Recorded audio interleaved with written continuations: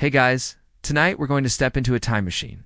Not one of those fancy, sparkling ones from the movies, but more like a rickety old contraption held together with duct tape and good intentions. And if you're feeling chatty, drop your location and local time in the comments. It's always cool to see where everyone's tuning in from. We're setting the dial for ancient Egypt, a place you've probably seen romanticized in countless films and documentaries, all sun-drenched temples and gleaming gold. But trust me, you probably wouldn't last a day there. Forget your smart devices, your running water, your air conditioning, all those little modern comforts we take for granted. Hey, they're gone. If you needed water, you'd walk to the Nile or a well and carry it back. You needed food, you'd be involved in its cultivation, its harvest, or its immediate preparation. You're constantly surrounded, observed, and expected to integrate. The idea of retreating to your own quiet corner with a book or a screen is an alien luxury. They look older than their years, carrying small burdens, already learning the skills they'll need for survival. There's a pragmatic acceptance of life and death that is starkly different from your own. Life is fragile, and the stakes are always high. You've been here mere moments, and the sheer weight of its reality, its unforgiving nature, is already pressing down on you. It's clear, surviving here would be a full-time, exhausting job. Your senses are constantly bombarded. The smells, the sounds, the close proximity of others. It's an assault on your modern sensibilities. There's no quick trip to the grocery store, no Amazon Prime delivering your essentials. Every single need requires effort, often significant and manual. Even a tiny cut could become infected, leading to something far more serious. A common cold easily shrugged off in your time could escalate into a life-threatening pneumonia. The concept of germ theory is millennia away. People simply got sick, and often they didn't get better. Historians still argue whether the widespread use of coal eye makeup had more to do with warding off evil spirits or its mild antibacterial properties. Either way, you're re-looking at a world where even a minor sniffle could be the beginning of a very bad day. You quickly understand that the most basic level of healthcare you take for granted is simply non-existent. You quickly realize that your physical fitness, or lack thereof, would be a major handicap. Just getting through a day, performing the most basic tasks, feels like an Olympic event. You're about to experience the gritty, sand-in-your-teeth reality of life along the Nile, where the biggest luxury might just be not dying of a sudden, inexplicable stomach ailment. Gestures and pointing might get you so far, but complex ideas, asking for help, explaining your predicament, it's impossible. You're effectively mute and deaf in this world, an isolated island in a sea of activity. This isn't a world designed for individual expression or comfort as you understand it. A collective effort, a communal existence where everyone plays a role and you currently have none. So, before you get comfortable, take a moment to like the video and subscribe, but only if you genuinely enjoy what I do here. Now dim the lights. Maybe turn on a fan for that soft background hum, and let's ease into tonight's journey together. You open your eyes and the first thing you notice is the heat. It's not just warm. It's an oppressive, dry heat that immediately saps the moisture from your skin. The air is thick with the smell of dust, sweat, and something vaguely animal. You're standing on cracked, sun-baked earth, surrounded by mud brick walls that seem to shimmer in the heat haze. The sun, a relentless disk in a sky of brilliant, cloudless blue, beats down on you without mercy. Your modern clothes feel ridiculously out of place, heavy and uncomfortable. You instinctively reach for your phone, but your hand meets empty air. There's no signal here, no Wi-Fi, no immediate way to call for a ride back to your own time. This is it. This is ancient Egypt. The sounds are different too. The distant braying of a donkey, the lowing of cattle, the chatter of voices in a language you don't understand, sharp and guttural. See people moving about, their skin darkened by the sun, dressed in simple linen kilts and dresses. They move with an unhurried rhythm, seemingly accustomed to the relentless pace of the sun. You notice their bare feet on the hot ground, a detail that makes your own comfortable shoes feel like an alien intrusion. You can almost feel the grit and sharp stones beneath their soles. One of the first things you'd grapple with is the sheer physicality of everything. Imagine trying to communicate. If everyone around you speaks ancient Egyptian, a language that bears little resemblance to anything you know. The concept of personal space is also wildly different. People live in closer quarters, and the distinction between public and private life is far less defined. And then there are the diseases. You see children playing in the dust, their faces smeared with dirt, their bellies often distended, a sign of malnutrition. As you slowly begin to acclimate to the sweltering heat and the constant buzz of activity, your attention is inevitably drawn to the Nile. It's the lifeline, the beating heart of this entire civilization. But it's also a constant lurking danger. You watch as people scoop it up, drink directly from it, wash their clothes in it, and even relieve themselves near it. The thought of taking a sip makes your stomach churn. Hippos, for instance, they look cuddly and placid in pictures, don't they? Like oversized river cows? Don't be fooled. In ancient Egypt, they were responsible for more human deaths than crocodiles. They're incredibly territorial, surprisingly fast, and possess jaws that can snap a small boat in half. If you're out in a papyrus skiff trying to catch fish, a territorial hippo could capsize you in an instant, leaving you floundering in parasite, crocodile-laden waters. It's a source of food, water, and transport, but also a source of disease, danger, and constant uncertainty. You quickly learn that every interaction with this magnificent yet terrifying river is a negotiation with survival itself. It's truly a no-win situation. You know instinctively that this water is teeming with things your modern immune system is utterly unprepared for. The annual inundation, the flooding of the Nile, is what makes life here possible, bringing fertile silt to the fields. They look incredibly unstable, easily swamped by a sudden current or a rogue wave. There are no bridges spanning the Nile in your immediate vicinity. If you need to cross, you're at the mercy of a ferryman and his less than seaworthy vessel, hoping no large, toothy creature decides to join you mid-journey. Forget your comfy bridge tolls and smooth rides. This is a journey fraught with anxiety, but it's also a powerful, unpredictable event.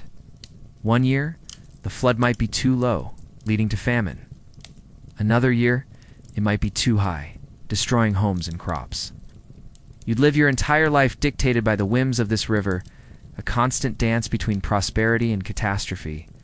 There's no flood control system, no modern dams to regulate the flow. Just you, the river, and the fickle gods who supposedly controlled its bounty. Forget your bottled spring water. Here, every drink is a gamble. Dysentery? Anyone? Or perhaps something more exotic, like a delightful case of schistosomiasis, where parasitic flatworms decide to make your internal organs their new vacation home. They're not just annoying. They're vectors for diseases like malaria, which would have been rampant. Can almost feel the bites already, the incessant itching, knowing that each one could be delivering a microscopic passenger intent on making you miserable. Your trusty bug spray is nowhere to be found, and the ancient Egyptians relied on things like burning dung to ward off pests, which, let's be honest, probably just added another layer of unpleasant aroma to your already challenging existence. You wouldn't even know you had it for weeks, slowly draining your energy. Historians still argue whether the prevalence of parasitic diseases directly impacted the average lifespan of common Egyptians. You can hear its gentle lapping nearby, a deceptively peaceful sound. But don't let that fool you. From the moment you approach its banks, you realize this isn't some pristine, tourist-friendly river. This is a wild, untamed beast. The water itself looks murky. Not exactly crystal clear, is it? Then there are the creatures that call the Nile home. You catch a glimpse of something large and dark disappearing beneath the surface, sending ripples across the water. Your heart leaps into your throat. Was that a log? Or something with teeth? Definitely something with teeth. Crocodiles, massive and ancient, lurk beneath the surface, perfectly camouflaged. They're not just a theoretical danger. They're a very real, very hungry one. Every time someone steps near the water's edge, you hold your breath, expecting a sudden lunge. Imagine trying to fetch water for your family, knowing a colossal reptile might be waiting just inches away, ready to turn you into its lunch. Suddenly, that morning jog by the river back home seems far less terrifying, doesn't it? Just dodging a few cyclists, you chuckle to yourself, completely oblivious to what real danger looks like. It's not just the big, obvious predators. Think about the smaller, less visible threats. The very flow of the river is a force to be reckoned with. Even getting across the river is an ordeal. You see rudimentary boats made of bundled papyrus reeds or simple wooden planks. Then there are the insects. Mosquitoes, of course, are everywhere, buzzing relentlessly, feasting on exposed skin. So, while the Nile brings life, it demands a heavy toll. Having narrowly avoided a parasitic infection from the Nile and a potential crocodile encounter, your mind surprisingly turns to food. All this ancient world experiencing has made you rather peckish. Not the fluffy, artisanal sourdough you might enjoy on a Sunday morning. This bread is coarse, gritty, and often unleavened, or only lightly leavened. It's made from emmer wheat, a notoriously tough grain, and often contain bits of sand and grit from the milling stones. If you were wealthy, you might enjoy beef, goat, or mutton. But for the common farmer or laborer, meat was reserved for special occasions. Religious festivals, or perhaps if you managed to catch some wild fowl like ducks or geese. Fish from the Nile was a more accessible source of protein, but it came with its own risks, like parasites we discussed earlier. So while you might dream of a juicy steak, your reality is more likely to be a small, possibly dried piece of fish. You wouldn't be worrying about counting carbs or getting enough protein. You'd be worrying about getting any food at all. Your finely tuned modern palate would be in for a rude awakening, and your digestive system would probably stage a full-scale revolt. Suddenly, that bland airplane food doesn't seem so bad, does it? Imagine biting into a piece of bread and feeling your teeth grind against tiny fragments of rock. That's a daily occurrence. These would provide much-needed sweetness and vitamins. But remember, seasonality was a huge factor. The complex flavor profiles you're used to, with spices from around the globe, simply didn't exist. There were no precise temperature controls, no fancy gadgets. Everything was hands-on, labor-intensive, and often smoky. The smell of wood smoke would constantly cling to your clothes. Your meals would be wholesome, perhaps, but certainly not exciting for a modern palate. Imagine a world without chili, without cinnamon, without ginger.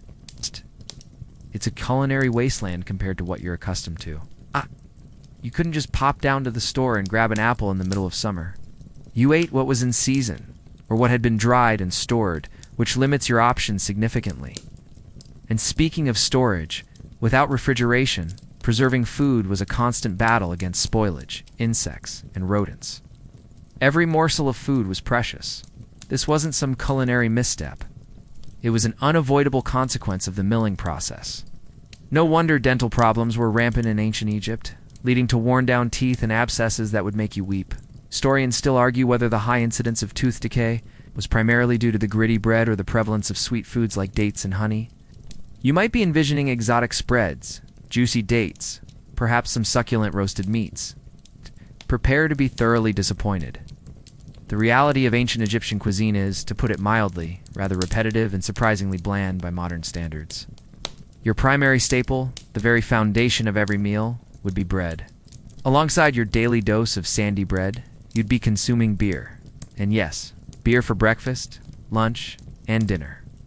This wasn't a recreational drink as we understand it, but a nutritional staple, often thick and porridge-like, providing calories and hydration. It was made from fermented barley, less alcoholic than modern beers, and probably tasted something akin to a sour, grainy gruel. Forget your craft IPAs. This is survival fuel. If you're lucky, you might get a little sweetness from dates or honey added to it. It sounds charmingly rustic until you realize it's pretty much all you're getting. Vegetables were present, but not in the vast variety you see in your supermarket aisles. Think onions, garlic, leeks, lettuce, lentils, and chickpeas. 8. These would often be stewed or eaten raw. They provided essential nutrients. But imagine eating the same half-dozen vegetables, prepared in roughly the same way, day in and day out. Your Instagram food blog would be terribly boring. Here's my lentil stew, ... again. Meat was a luxury, certainly not an everyday item for the average person. Fruits, when available, were a welcome treat. Dates, figs, grapes, and pomegranates were cultivated. Spices were limited, mainly salt, cumin, coriander, and perhaps some dill or marjoram. Even cooking methods were basic. You'd be cooking over open fires or in simple clay ovens. So, while the image of ancient Egyptian banquets might conjure images of lavish feasts, the daily reality for most was a remarkably monotonous and basic diet. With your stomach now grumbling from the thought of coarse bread and gritty beer, you quickly understand that acquiring even that monotonous diet requires immense effort. This brings you face to face with the quintessential ancient Egyptian occupation, farming. Your muscles ache from yesterday's work, but there's no time for rest. The very first task is often to head to the fields, perhaps to repair a small dike, or to ensure the irrigation channels are clear. Remember how we talked about the Nile's annual inundation? Your crops are constantly under threat from birds, rodents, and insects. You'd spend countless hours trying to scare away flocks of hungry sparrows or shooing away mice. A single swarm of locusts could wipe out an entire season's work in a matter of hours, leaving you and your family facing starvation. The precariousness of your existence is palpable. Every harvest is a gamble, a desperate hope against overwhelming odds. Historians still argue whether the Egyptian government had effective granaries and redistribution, systems to mitigate widespread famine during periods of low flood or widespread pest infestation. That flood, while vital, means a constant battle to manage the water, to direct its life-giving silt to your crops. You'd know the subtle changes in the soil, the precise moment to plant, the signs of an impending good or bad harvest. There are no weekends, no holidays in the modern sense. Festivals might offer a brief respite, but the fields are always waiting. Even during the flood season, when the fields are submerged, there's work to be done. Repairing tools, cleaning out irrigation channels, tending to livestock, or being conscripted for monumental building projects. There's truly no off-season for the common ancient Egyptian. Your existence is defined by labor, by the continuous cycle of planting, tending, and harvesting, all for the sake of survival. It makes your most demanding work week look like a leisurely stroll through a park. Your life is intertwined with the fertility of the earth and the benevolence of the Nile. The gods, like Osiris, god of agriculture, would feel incredibly real, their favor literally determining whether you and your family ate, and to protect your humble plot from being washed away or becoming waterlogged. You might spend hours just moving mud with your bare hands, or a simple wooden hoe, directing the flow, building up mounds. Your hands would be calloused and cracked, your back a constant knot of pain. If you're not an elite scribe or a priest, chances are your days would be dominated by the back-breaking, endless toil of agricultural labor. A wooden plow, often pulled by oxen, would scratch the surface of the soil, not deeply turning it like modern machinery. You'd follow behind, scattering seeds by hand, hoping for a good yield. Then comes the constant weeding, stooping for hours in the sun, pulling out competing plants one by one. There are no herbicides, no advanced techniques to make this easier. It's just you, the dirt, and an army of weeds. It's truly a test of endurance, both physical and mental. You might even find yourself wishing for a quiet office job just for the chance to sit down for more than 5 minutes.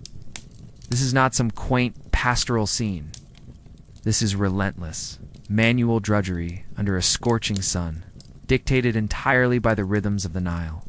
You'd use a simple sickle, probably made of wood with flint blades, to cut the stalks, bundle them, and then carry them to the threshing floor.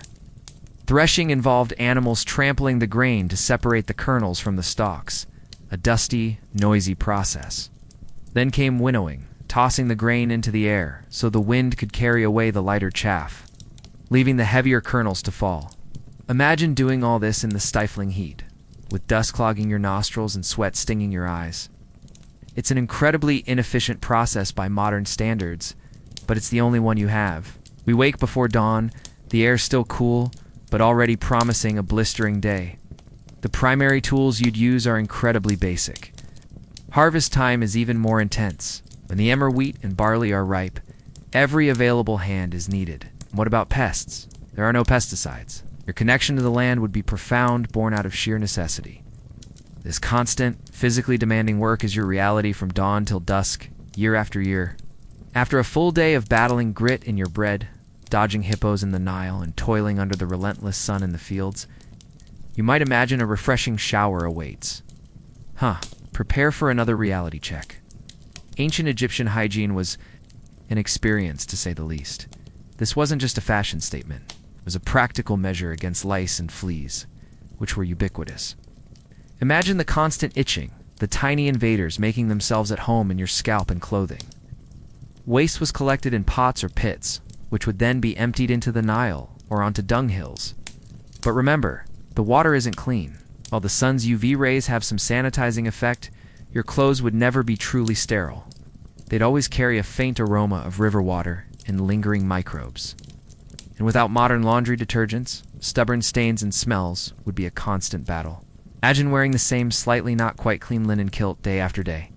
The smell alone, especially in hotter months, would be overpowering. Scented oils and resins were used, but they were more about masking smells than preventing them. You'd constantly feel a layer of grime, your skin would be irritated, and the constant threat of infestations would be a low-level anxiety. Your morning routine, once a simple process of brushing your teeth and hopping in the shower, would become a much more involved and significantly less pleasant ordeal. Sweet dreams of sterile environments are long gone. You'd be living in close quarters with people who were often sweaty, dusty, and engaged in strenuous physical labor. The overall olfactory experience would be robust. Historians still argue whether the elaborate perfumes and incense used by the wealthy were purely for aesthetic pleasure or also served as a necessary counter to pervasive environmental odors. Flies, attracted to the waste, would then buzz around your food and person, carrying germs from one to the other. You can practically smell the unholy combination of refuse, sweat, and stagnant water just thinking about it. Shaving your head might sound extreme, but when faced with relentless itching and the social stigma of infestations, it suddenly seems like a sensible solution. For those who kept hair, it would be carefully braided and often treated with scented oils and fats, which probably turned into a greasy mess attracting more dust and bugs. Remember that crocodile dung sunscreen? Well, that's just a taste of the ingenuity born of necessity. While they were certainly more concerned with cleanliness than some other ancient cultures, their methods and standards would make your modern sensibilities recoil. Let's start with bathing. There are no porcelain tubs or invigorating showers. You'd wash in the Nile itself, which, as we've already established, is a veritable soup of organisms, or with water drawn from it and warmed in a basin. Soap, as you know it, didn't exist. Instead, they used a mixture of natron, plant ashes, and oils. It probably created a sort of abrasive paste that might have removed some grime. But it wouldn't leave you feeling fresh and fragrant like your favorite shower gel. Imagine scrubbing yourself down with a gritty, alkaline paste that probably dried your skin out something fierce. Your skin wouldn't feel soft and supple. It would probably feel like sandpaper after a few weeks. And then there's the hair. Both men and women often shaved their heads or kept their hair very short, especially among the upper classes. Oral hygiene. Forget your fluoride toothpaste and electric toothbrushes. The grit from the bread we talked about earlier meant your teeth were constantly being worn down. To combat bad breath and some oral issues, ancient Egyptians used early forms of toothpaste made from crushed rock salt, mint, dried iris flowers, and pepper. They might rub this mixture onto their teeth with their fingers or chew on sticks. It was better than nothing, certainly, but it wouldn't prevent the widespread tooth decay and painful abscesses that plagued most of the population. Just the thought of scrubbing your teeth with gritty salt and pepper makes your gums ache. Personal hygiene goes beyond just washing. What about waste? There were no flush toilets, no sophisticated sewage systems. Clothing, typically made of linen, would be washed in the Nile, then dried in the sun. And what about body odor? Deodorants as we know them didn't exist. So, while ancient Egyptians aimed for cleanliness, their methods were rudimentary and often ineffective by our standards. With the unsettling reality of ancient Egyptian hygiene firmly established, you might find yourself contemplating a particularly nasty stomach cramp or an odd rash. This naturally leads us to the fascinating and frankly terrifying world of ancient Egyptian medicine. They understood a fair bit about anatomy, especially through the practice of mummification. Sickness was often attributed to angry gods, evil spirits, or simply bad luck. You might be prescribed a concoction involving donkey's milk mixed with fly dung. For headaches, they might tie a clay crocodile containing grain to your head. Historians still argue whether some of these seemingly bizarre remedies had any actual, albeit unknown, medicinal properties, or if they were purely superstitious placebos. Some scholars suggest the crocodile grain method might have offered some rudimentary form of cooling or pressure, but it certainly wasn't a universal cure. They used various eye ointments, sometimes containing lead, which might have helped with inflammation, but also carried long-term risks. Remember the coal we mentioned earlier? It It wasn't just for fashion. It was also believed to have protective properties, both magical and whatever you do, politely decline any offers of fly dung-infused beverages. Your gut instinct in this case is probably a better doctor than anything they could offer. And practical, shielding eyes from the harsh sun and possibly acting as a mild antiseptic. Yes, you heard that right. Fly dung. Or perhaps a delightful beverage made from lizard's blood. Women would typically squat on birthing bricks, and midwives would assist. But the mortality rates were incredibly high. Imagine facing that without the benefit of modern medical care. You wouldn't be able to explain how penicillin works, or why washing your hands is important. You'd be at the mercy of their current understanding, which, while impressive in some areas, was woefully lacking in others. You'd experience the full spectrum of their medical practices, from surprisingly effective bone setting to the deeply unsettling practice of applying raw meat to wounds. Or, charmingly, a poultice of old bread for its moldy properties. It's a stark reminder of the fragility of life. The logic was often based on sympathetic magic, using something unpleasant to drive out something equally unpleasant. The thought alone would probably cure you, purely out of disgust.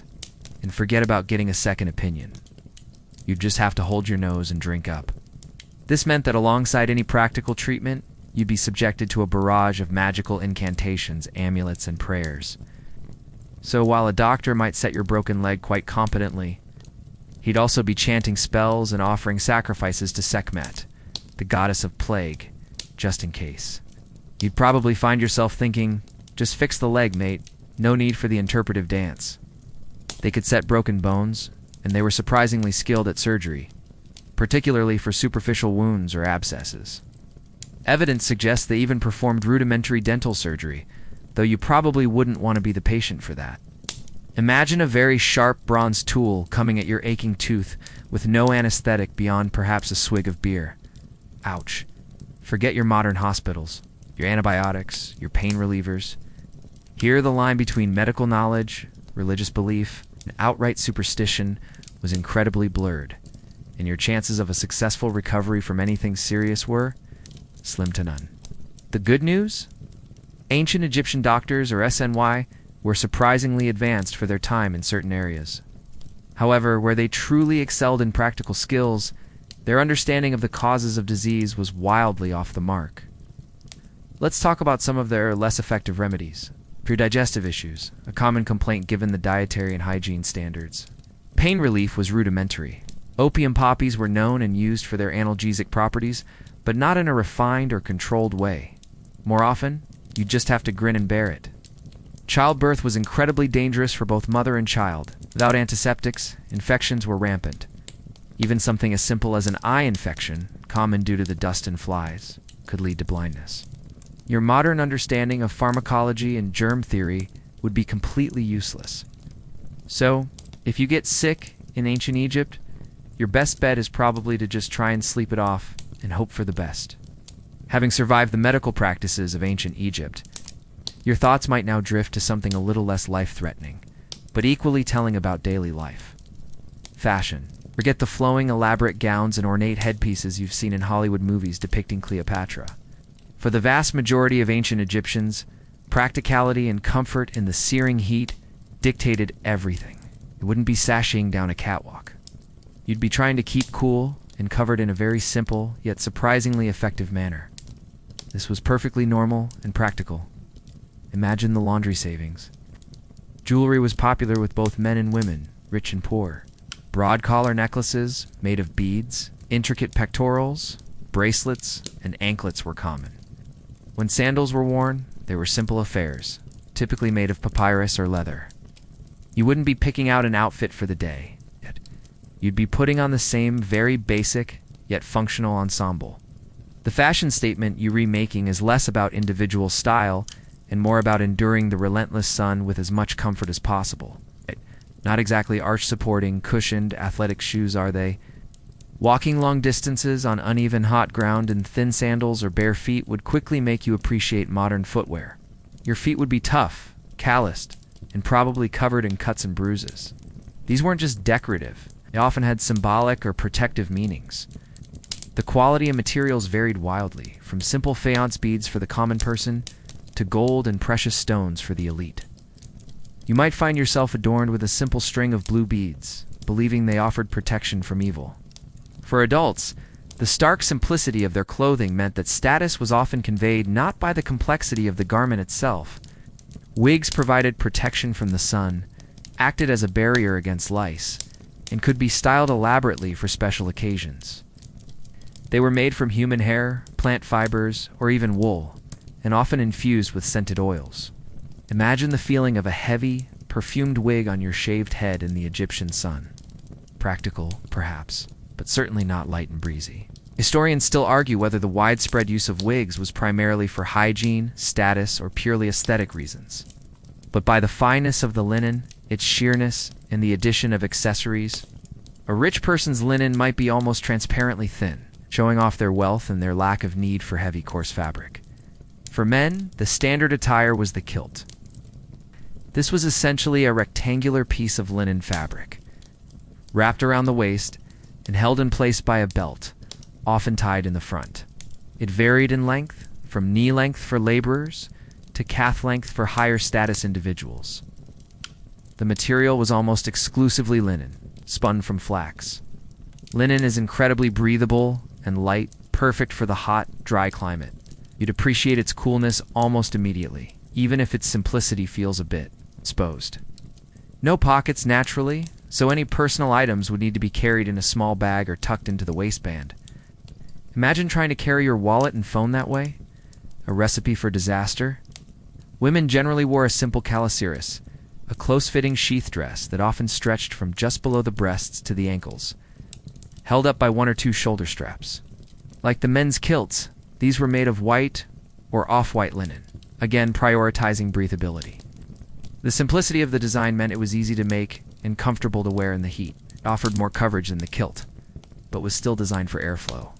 You might feel a little self-conscious in such a revealing, yet utterly practical garment, especially if you're used to more varied and forgiving modern styles. Children, particularly younger ones, often wore nothing at all, especially in the heat, until they reached an age where more modesty was expected. Speaking of accessories, this is where a bit of flair comes in. Wigs were also a significant part of ancient Egyptian fashion, especially among the wealthier classes. Again, this wasn't just for vanity. Footwear was generally limited. Most common people went barefoot, especially when working in the fields or around the house. So, while the linen might keep you cool, and the simple designs practical for labor, ancient Egyptian fashion is a far cry from the endless choices in your wardrobe.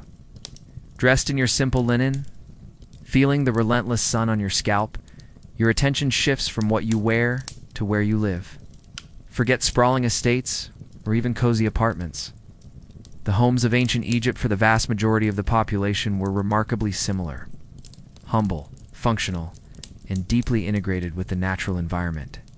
This courtyard was vital. It served as a workspace, a cooking area, and a place for families to gather in the evening after the sun had set. Imagine cooking over an open fire in your backyard, the smoke curling up into the sky. Most people slept on mats woven from reeds or on raised platforms, often with a simple headrest. There's no flick of a switch, no bright overhead lights. The darkness outside would be absolute, punctuated only by the distant calls of animals or the faint glow from neighboring homes. Reading after sunset would be a strain on your eyes. Tables and chairs, if present, would be low and rudimentary. Without sealed windows or doors, your home would be a welcoming haven for all sorts of creatures. Mice and rats would be common, seeking out any stored food. Cockroaches and various beetles would scuttle across the floor. You'd likely have a simple latrine pit, somewhere in the courtyard or a communal area, or perhaps just a designated spot, a short walk from your home. This, coupled with the lack of sophisticated waste disposal, contributed significantly to the widespread disease we've discussed. And of course, the ever-present mosquitoes would buzz around, especially near the Nile.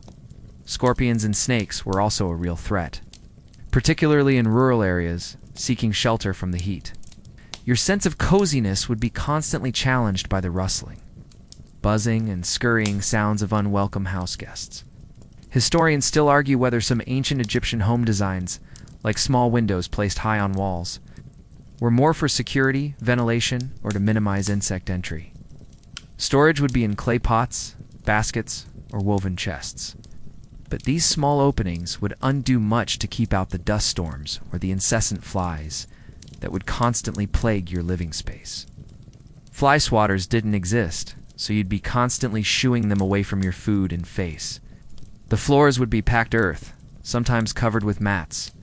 Keeping things clean, in the sense of dust and dirt, would be a constant losing battle. Every breeze would bring in fine sand, would be a dusty, somewhat cramped, and perpetually shared space, reminding you at every turn of the fundamental differences in what constituted comfort and privacy millennia ago. Sweet dreams of a quiet, bug-free night might be hard to come by. It's quaint in theory, but in practice, it means constant exposure to smoke and ash. You'd quickly discover that personal space and modern comforts were luxuries beyond imagination. Your typical home would be constructed primarily from mud brick. This was the readily available and incredibly effective building material. It's made from Nile mud, mixed with straw, then sun-dried. These bricks were excellent insulators, keeping the interior cooler in the scorching day and warmer during the surprisingly cool desert nights. The walls would be thick, providing a sense of solidity, even if they looked rather utilitarian. No fancy stucco or painted exteriors for the common folk. Just the raw, earthy tones of dried mud. Most homes were relatively small, often consisting of just a few rooms arranged around a central courtyard. The roof would likely be flat, made of packed mud and straw over wooden beams. This flat roof often served as an extra living space, particularly in the cooler evenings or for drying produce. You might find yourself sleeping up there on a mat, gazing at the incredibly clear, star-filled desert sky, trying to ignore the occasional scuttling sound of a scorpion or rodent. This direct exposure to the elements means you're very much aware of the weather, every gust of wind, every drop of dew. Inside, the furnishings would be sparse and practical. You wouldn't find plush sofas or elaborate beds. Lighting after dark would come from simple oil lamps, casting flickering shadows and filling the air with the smell of burning oil. And then there are the less appealing inhabitants. Ventilation was crucial in the heat. Homes would often have small, high windows to allow for some airflow, while minimizing direct sunlight. The concept of a private bathroom is non-existent. So, your ancient Egyptian home, while providing essential shelter from the elements, would be a far cry from the sanitized, controlled environment you're used to. As you settle into the dusty realities of your mud brick home, a sudden commotion outside might send a chill down your spine, far more effective than any natural draft. Perhaps a shouted argument escalates, or you hear the sharp crack of a whip. These would involve disagreements over land, stolen livestock, or minor altercations. The goal was often reconciliation or compensation rather than severe punishment, especially for small matters. But if a crime was serious, or if it involved a direct affront to authority or religious laws, the state machinery of justice would kick in, and it would be far less forgiving. This could involve cutting off hands for repeated theft, or ears and noses for desertion from forced labor. The idea was not just to punish, but to visibly mark the offender, ensuring they carried the stigma of their crime for life. Instead, they were more often temporary holding cells for those awaiting trial or punishment. You'd live your life walking a very fine line, knowing that a single misstep, a perceived disrespect, or an act of desperation could lead to a public whipping, a gruesome mutilation, or even a swift, agonizing death. The security of your modern rights and due process suddenly feels like an unimaginable luxury. You'd certainly think twice before jaywalking here. The idea was to deal with crime quickly and decisively, either through punishment or execution, rather than long-term imprisonment. If you weren't executed, you might find yourself condemned to forced labor in mines or quarries. A death sentence of a different kind, working yourself to exhaustion under brutal conditions. Imagine living in a society where a missing hand immediately tells everyone you're a thief. It's a chilling form of public record. This brings us to another inescapable facet of ancient Egyptian life: crime and punishment. This was reserved for the gravest offenses, like high treason, tomb robbery, or serious sacrilege. The methods of execution could be brutal. Beheading, impalement, or even being burned alive were not unheard of. Sometimes simply being fed to crocodiles might be a form of capital punishment, or being left in the desert to die, a grim reminder of your utter insignificance compared to the state.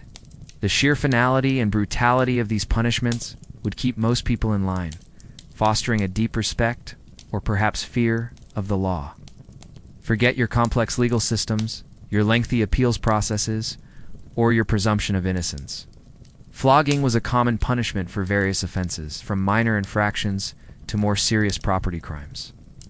Imagine being publicly whipped, your back lacerated, as a deterrent to others. This wasn't a gentle tap. It was a painful, humiliating ordeal. You'd probably think twice about even borrowing a neighbor's tool after witnessing such a spectacle. In this society, justice was often swift, brutal, and designed to maintain order and the pharaoh's absolute authority. For the common person, many disputes would be handled locally, perhaps by village elders or a respected headman. The legal system was, in theory, based on a concept called mat, which represented truth, justice, and cosmic order. The pharaoh was the ultimate upholder of mat, and local officials, scribes, and priests acted on his behalf. There wasn't a separate class of lawyers as we understand them. Instead, people would present their own cases, often relying on witness testimony and evidence like written documents or oaths. Historians still argue whether the concept of mat was genuinely applied fairly across all social strata, or if it primarily served to reinforce the power of the elite. But where it got really grim was the punishments. For serious crimes like theft, sacrilege, or treason, the consequences were severe. For crimes against the state or particularly egregious acts, the punishments escalated dramatically. Mutilation was not uncommon. The ultimate punishment, of course, was death. Prisons, as permanent places of incarceration, were not widespread for long sentences. So, while you might appreciate the swiftness of justice compared to clogged modern court systems, the sheer barbarity of the consequences would be a constant source of anxiety. The chilling reality of ancient Egyptian justice fades into the background as the sounds of daily life resume around your humble mud-brick dwelling. You notice children playing in the dusty streets, seemingly carefree, yet you recall their early maturity, their slight frames already hinting at the labor that awaits them. You would learn by doing, shadowing your parents and elders. To become a scribe was to join a powerful and respected class, the administrators and record keepers of a vast bureaucratic empire. You'd be hunched over a papyrus scroll or an ostracon, painstakingly copying hieroglyphs with a reed pen dipped in ink. This wasn't something a poor family could easily afford, even if they had a child with exceptional talent. It was a commitment of time and resources that only the wealthy or those sponsored by the state could undertake. The literate elite held immense power because they controlled information. They could read the pharaoh's decrees, calculate taxes, manage granaries, and understand the complex rituals of the temples. The vast, illiterate majority relied on them for everything, creating a huge chasm between those who knew and those who merely worked. You'd feel this power imbalance acutely. Your inability to read or write would render you dependent and vulnerable. The curriculum was rigorous, mastering the thousands of complex hieroglyphic signs, learning mathematics for surveying and taxation, and studying literature and religious texts. However, formal scribe training for girls was exceedingly rare, though not entirely unheard of. There were female physicians and priestesses, indicating some level of literacy was possible for women of status. But for the vast majority of women, their education was strictly domestic and practical. Discipline was strict, often enforced with corporal punishment. "A boy's ear is on his back. He listens when he is beaten," was a common saying. Historians still argue whether the severity of the disciplinary methods in scribe schools was primarily for instilling obedience, or for developing resilience in future administrators. The dream of pulling yourself up by your bootstraps through education was almost impossible. Your world would be constrained by your practical skills, and the doors of knowledge would remain firmly shut, unless you were among the fortunate few. Your modern privilege of universal education, even if you took it for granted, suddenly feels like a monumental gift. Scribes were the gatekeepers of knowledge, the ones who could communicate with the gods and manage the pharaoh's affairs. This was the only real avenue for social advancement, a way to escape the backbreaking labor of the fields. But the path to becoming a scribe was incredibly arduous and exclusive.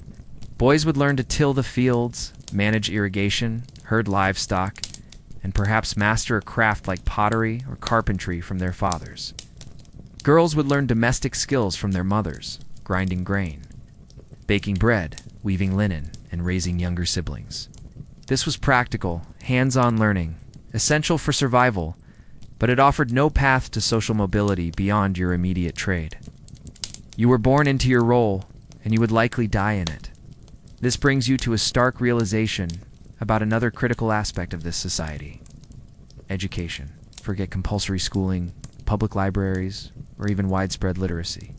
In ancient Egypt, formal education was a rare and precious commodity, reserved almost exclusively for the elite, and it profoundly shaped who you could be. If you were a common farmer's child, like most of the population, your education began almost as soon as you could walk. Formal schooling, the kind that involved reading and writing, was primarily the domain of the scribes. Imagine attending a scribe school. You wouldn't be sitting at individual desks with soft pencils and notebooks. The materials themselves were expensive. Papyrus was precious, so beginners would practice on those cheap ostraka. Ink had to be ground and mixed. Reed pens needed to be prepared. Girls from elite families might receive some education, primarily in managing a household, basic accounts, and perhaps some music or dance. The consequence of this limited access to education was a deeply stratified society. So, while you might romanticize the idea of learning a trade in ancient times, the reality is that your opportunities were rigidly defined by your birth. The weight of illiteracy, a silent barrier separating you from the elite, presses down, but another, far more pervasive force subtly yet powerfully shapes every single aspect of ancient Egyptian life: religion. Forget discrete places of worship or a few hours on a Sunday, and goddess of magic and motherhood, Horus, the falcon-headed avenger. You might wear an amulet depicting Base, the dwarf god, to ward off evil spirits and protect your family, especially during childbirth. While you, as a commoner, might not enter the holiest inner sanctuaries, you would see the grand processionals, the priests carrying the statues of the gods, and participate in the outer courts of festivals. These events would be major highlights, breaking the monotony of daily labor, offering a glimpse of divine splendor and communal celebration. You might leave small offerings at a local shrine, a simple loaf of bread, a flower, hoping for good fortune or a cure for an ailment. The gods are not distant concepts. They are ever-present forces, demanding respect, influencing your fortunes, and guiding your very perception of reality. Every decision, every fear, every hope would be colored by the deep, pervasive tapestry of your spiritual world. It wasn't just about justice, as we discussed earlier. It was about balance and harmony in the entire universe. It wasn't merely a vague hope. It was a tangible, attainable destination, provided you lived correctly and performed the necessary rituals. This obsession with the afterlife influenced everything, from burial practices to daily moral conduct. You lived your life preparing for what came next, believing that your actions in this world directly impacted your fate in the next. This constant awareness of the journey beyond death would shape your anxieties and your aspirations in ways a modern person struggles to grasp. The pharaoh was seen as the living embodiment of Horus, maintaining Maat on earth through his rituals and governance. Your role, as a humble subject, was to live in accordance with Maat, performing your duties, respecting the gods, and not disrupting the cosmic balance. This deeply ingrained sense of order meant that rebellion or questioning authority wasn't just treason. It was an affront to the divine order itself.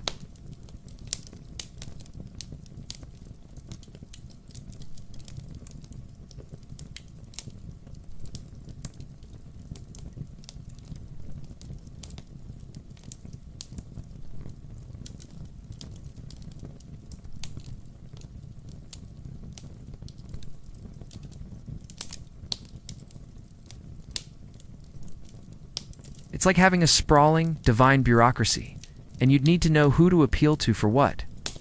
Forget your single spiritual advisor. You'd need a comprehensive divine directory. Historians still argue whether the apparent inconsistencies in the vast Egyptian pantheon represented distinct, evolving regional cults or different facets of a unified theological system. Here, every breath, every sunrise, every meal, every flood of the Nile is intertwined with a complex pantheon of gods and goddesses. You wouldn't simply have beliefs, you would live them, constantly interacting with the divine. Imagine waking up and offering a small prayer to Ra, the sun god, as the first rays hit your mud brick wall, hoping for a day of warmth and light. As you head to the fields, you might murmur and appeal to Osiris, god of agriculture and the afterlife, for a bountiful harvest. Every natural phenomenon, every unexplained event, had a divine explanation. The annual flooding of the Nile wasn't just a natural cycle. It was the benevolent gift of Hype, the Nile god. A drought wasn't just bad weather, it was a sign of divine displeasure. This worldview meant you lived in a world saturated with meaning, where the gods were active participants in your daily existence. The sheer number of deities is staggering. You'd know the major players: Ra, the sun god; Osiris, ruler of the underworld; Isis, his devoted wife. Your interaction with the gods wasn't just through grand temple rituals performed by priests. It was deeply personal. Temples were not just places of worship. They were massive economic centers, owning vast tracts of land, employing thousands of people, and holding immense wealth. The concept of cosmic order, or Mat, was central. The afterlife was an incredibly significant part of religious belief, arguably more so than any other ancient culture. So, in ancient Egypt, you're not just a person living a life, you're a participant in a grand, ongoing cosmic drama. The omnipresent weight of the gods and the cosmic order of Mat would undoubtedly make you contemplate your own mortality, especially considering the harsh realities of ancient Egyptian daily life. This leads us directly to, perhaps the most iconic and defining aspect of their culture: death. For the ancient Egyptians, death wasn't an ending. It was merely a transition, a perilous journey from one phase of existence to the next. And preparing for that journey was, for those who could afford it, an elaborate, lifelong undertaking. You'd quickly understand that your life wasn't just about surviving today, it was about ensuring a successful eternity. They weren't just graves, they were gateways to the afterlife, carefully designed to protect the deceased and provide for their needs. Family members played a crucial role, ensuring that the deceased was properly prepared and remembered. It shows a culture profoundly optimistic about life beyond the grave, yet simultaneously deeply anxious about the perils of the journey to get there. Imagine living your entire life, not just for the present moment, but for the eternity that lay beyond it, knowing that every choice contributed to your final judgment. Your casual disregard for death in your modern world, where it's often a topic to be avoided, would feel incredibly alien here. You'd likely find yourself becoming far more superstitious, far more observant of rituals, just to hedge your bets for that final, most important journey. Sweet dreams are for the living, but ensuring eternal rest was the ultimate goal. The concept of remembering the dead was paramount. To be forgotten was, in essence, to truly cease to exist in the afterlife. So, your children and grandchildren would continue to offer prayers or small provisions at your grave, ensuring your continued existence. While the pharaohs built pyramids and rock-cut tombs adorned with incredible artwork, a commoner-esque tomb might be a simple pit covered by a mound of sand or a small mud brick structure. Yet, even in its simplicity, it would be imbued with the same profound purpose: to ensure a safe passage to eternity. The afterlife, often referred to as the Field of Reeds, was imagined as a perfect version of Egypt itself, fertile, peaceful, and abundant. To reach it, however, you needed your body preserved, your identity known, and your heart judged worthy. Here, your heart, the seat of your intelligence and moral character, would be weighed against the feather of Mat.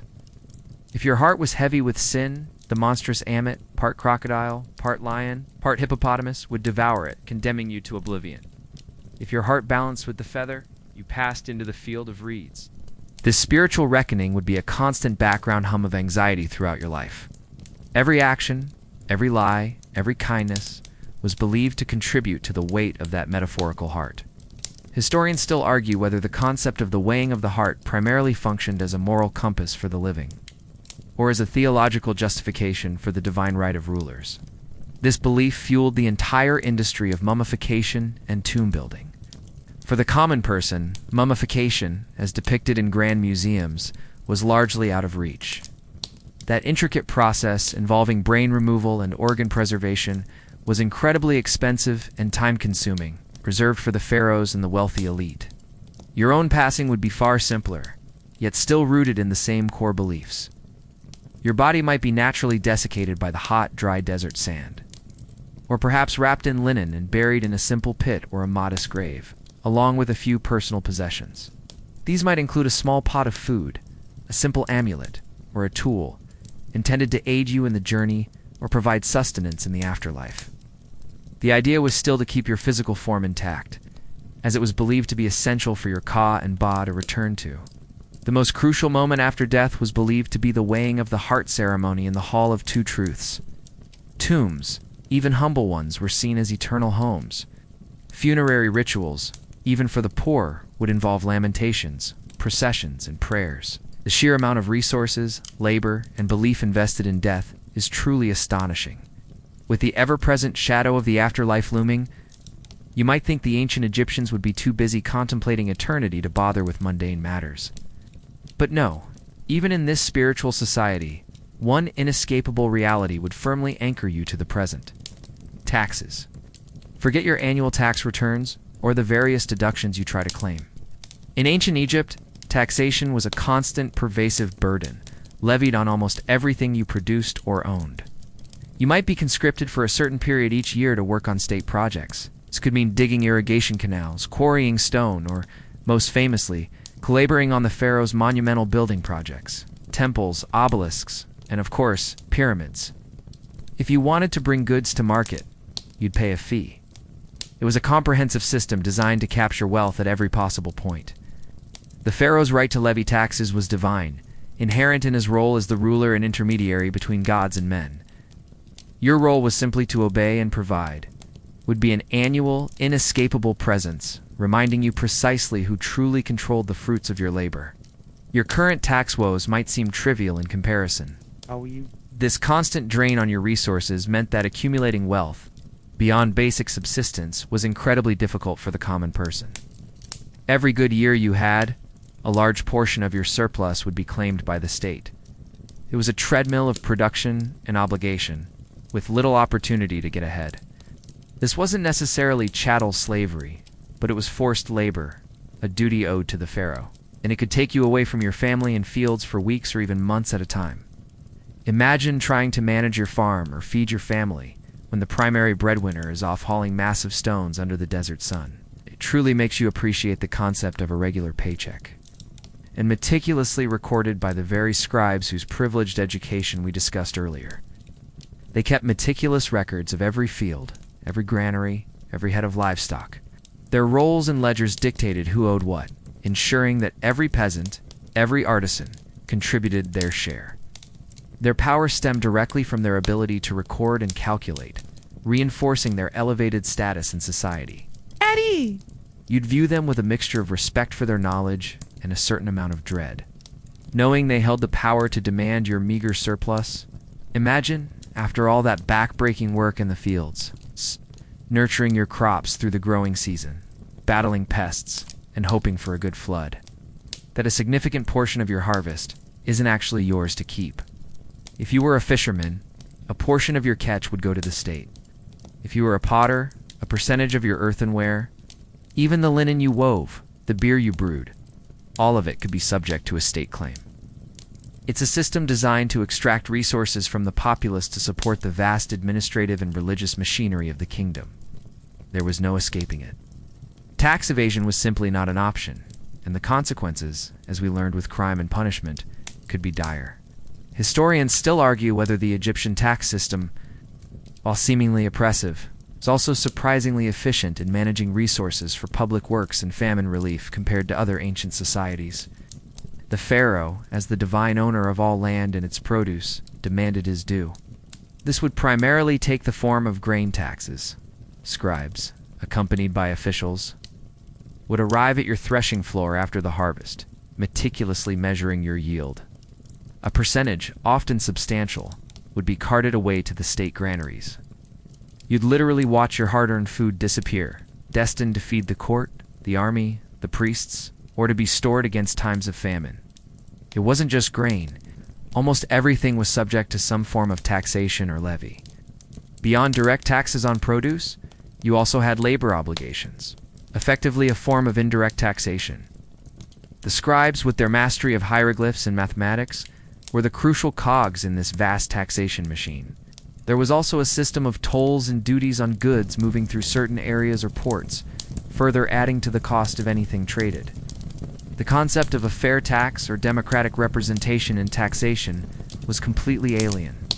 So, while you might dream of a simple life in an ancient world, free from the complexities of modern finance, the reality is that the taxman, or rather, the scribe, and his measuring tools, the relentless demands of taxation, and the constant threat of conscripted labor underscore a fundamental truth about ancient Egyptian society, its deeply hierarchical nature.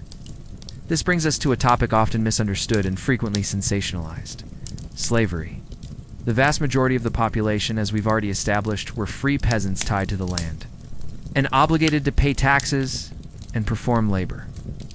While some, particularly those working in mines or quarries, endured brutal, life-shortening conditions, others might have been household servants in wealthy estates, essentially treated as part of the family, even marrying into it over generations. You'd be clothed, fed, and housed, but your freedom would be gone, your family miles away. Or perhaps you're an unfortunate farmer who fell into insurmountable debt during a particularly bad harvest. And now you and your eldest son are working off that debt in the house of a wealthy official. You're not beaten, you're fed, but every moment of your day is dictated by another. And the prospect of regaining your freedom seems impossibly distant. There were also skilled slaves who might work as artisans or musicians, their talents valued by their owners. The vast majority of agricultural labor was performed by free peasants. Slaves certainly contributed to various sectors: domestic service, mining, quarrying, public works, and temple service.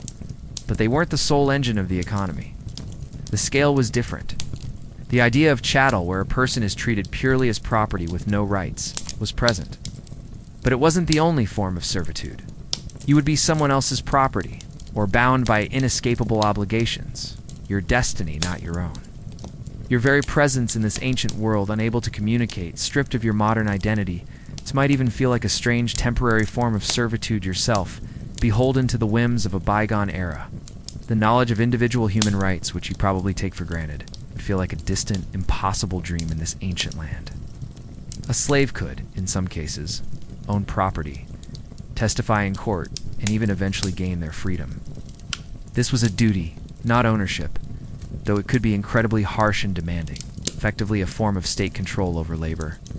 You, as a common farmer, would fall into this category. It's a fine line, isn't it? Being free but obligated to work for the state without pay? Historians still argue whether the labor system, often referred to as state service, can be considered a form of slavery due to its coercive nature and lack of personal freedom.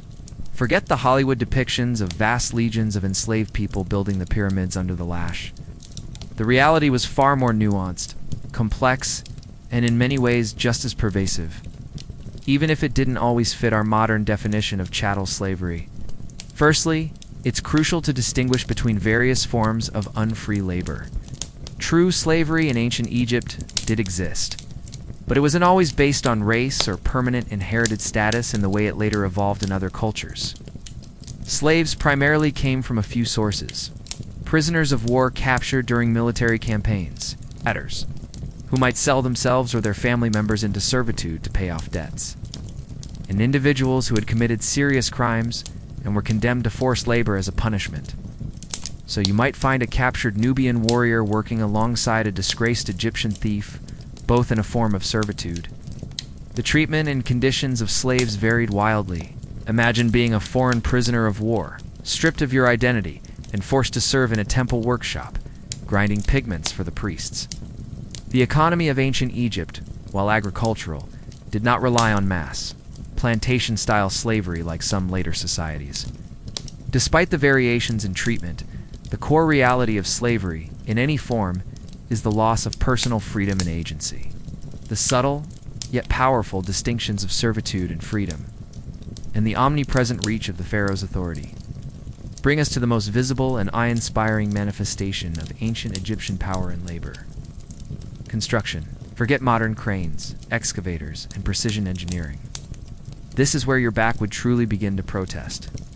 Imagine being part of a gang of workers assigned to a quarry. You'd be using basic tools: copper chisels, wooden mallets, and simple levers. Imagine carving the intricate details on a towering obelisk, or meticulously fitting together massive stones for a temple wall, all with simple hand tools. Your life would be cheap in the grand scheme of such an undertaking. Being on the ground, sweat stinging your eyes, muscles screaming in protest, would give you a far more visceral understanding. You'd grasp that these weren't built by magic, but by the relentless, often brutal application of human will and raw physical power. The very thought of carrying another bucket of sand would make you want to lie down right then and there. The completion of a major monument would be celebrated, but the human cost, the countless unrecorded lives expended in its creation, would be truly staggering. The accuracy achieved by these ancient builders, often to within millimeters over vast distances, continues to astound modern engineers. Historians still argue whether the ancient Egyptians used advanced, yet lost, technologies or simply achieved their precision through incredibly laborious and repetitive methods, perfected over centuries. The stone, whether limestone for casing or granite for internal chambers, is incredibly dense and heavy. You wouldn't be gently chipping away. You'd be pounding, prying, and sweating under the relentless sun, trying to split massive blocks from the rock face. Imagine trying to build structures that would last millennia using only human muscle, simple tools, and an almost unfathomable amount of time. There are no wheels for these colossal loads, not in the way you'd think. Instead, you'd be dragging these immense stones on wooden sledges, pulling them across carefully prepared, often lubricated tracks. This would require hundreds, sometimes thousands, of men, pulling in unison, guided by overseers. The air would be filled with grunts, shouts, and the rhythmic thump of sandbags being thrown down to ease the path. You'd be just one link in a human chain, your individual effort seemingly insignificant, yet absolutely vital to the whole. You'd quickly realize that the pyramids weren't just tombs. They were colossal testaments to organization, manpower, and sheer grinding effort. If you weren't toiling in the fields or paying taxes with your harvest, you might find yourself conscripted for a period of labor, fulfilling your obligation to the state. Once quarried, the real ordeal of transport began. Imagine trying to move a block of stone weighing several tons, perhaps even tens of tons, across uneven desert terrain. And then the raising of the blocks. Forget scaffolding and hoists. The most accepted theory for how the pyramids were built involves immense spiraling ramps of earth and rubble. So you'd not only be dragging stones, but also building and constantly modifying these enormous ramps, constantly moving more material just to get the stones higher. Each block would have to be painstakingly maneuvered into place with levers and rollers, often with astonishing precision. The sheer collective effort is almost beyond comprehension. You'd be working alongside thousands, each covered in dust, sweat, and the grime of their monumental task. You would feel a strange mix of utter exhaustion and perhaps a sliver of pride in being part of something so vast, something that seemed destined to last forever. It wasn't just the pyramids, of course. Temples, obelisks, and colossal statues all required similar feats of engineering and labor. Safety measures non-existent. Accidents would be frequent. Falling stones, collapsing ramps, heat stroke, exhaustion, injuries from blunt tools, these would be daily occurrences. So while you might stand in awe of the pyramids in your own time, marveling at their scale and mystery, having just endured the imagined agony of monumental construction, your aching muscles and sun-baked skin might yearn for something, anything, beyond the immediate struggle for survival. Yet, even the seemingly mundane act of acquiring goods in ancient Egypt would reveal a world fundamentally different from your own. A world of trade conducted without coins, without complex banking systems, and where personal trust was paramount. You wouldn't simply walk into a store with money. Instead, you'd bring something you possessed that held equivalent value. Egypt, rich in grain and gold, needed resources it lacked, such as timber, copper from the Sinai, incense from Punt, and exotic stones like lapis lazuli from Afghanistan. These would be fleeting glimpses into a wider world you were unlikely to ever experience directly. Your trade interactions would remain intensely local. focused on meeting your immediate needs and exchanging your surplus for another's. This trade was often organized by the state or by powerful merchants, not by individual farmers. Caravans of donkeys and boats on the Nile would transport goods across vast distances. Imagine the dangers of such journeys. Desert bandits, unpredictable river currents, and the ever-present risk of spoilage or theft. Perhaps a bushel of grain from your last harvest, or a small amount of woven linen you produced, or even a few dried fish. You'd approach the potter, and a negotiation would ensue. People would squat on the ground, displaying their wares. Piles of vegetables, live chickens, rolls of linen, clay jars. The air would be thick with the sounds of haggling, the smells of produce, and the dust kicked up by busy feet. Trust was essential in this system. You needed to trust that the measure of grain was accurate, that the quality of the goods was as promised. Without formal contracts or easy legal recourse, personal reputation was everything. I'll give you 3 measures of barley for that pot, you might offer. Imagine trying to buy a house with a pile of vegetables and a few geese. But for the ancient Egyptians, it worked. It was a system born of necessity, adapted to a world without coinage, reliant on direct exchange and a shared understanding of value. It makes you realize how much easier your life is with a simple wallet and the universal acceptance of currency. You'd probably spend half your day just trying to acquire enough stuff to trade for dinner. The potter would eye your barley, then his pot and counter, make it for measures, and I'll throw in a small bowl.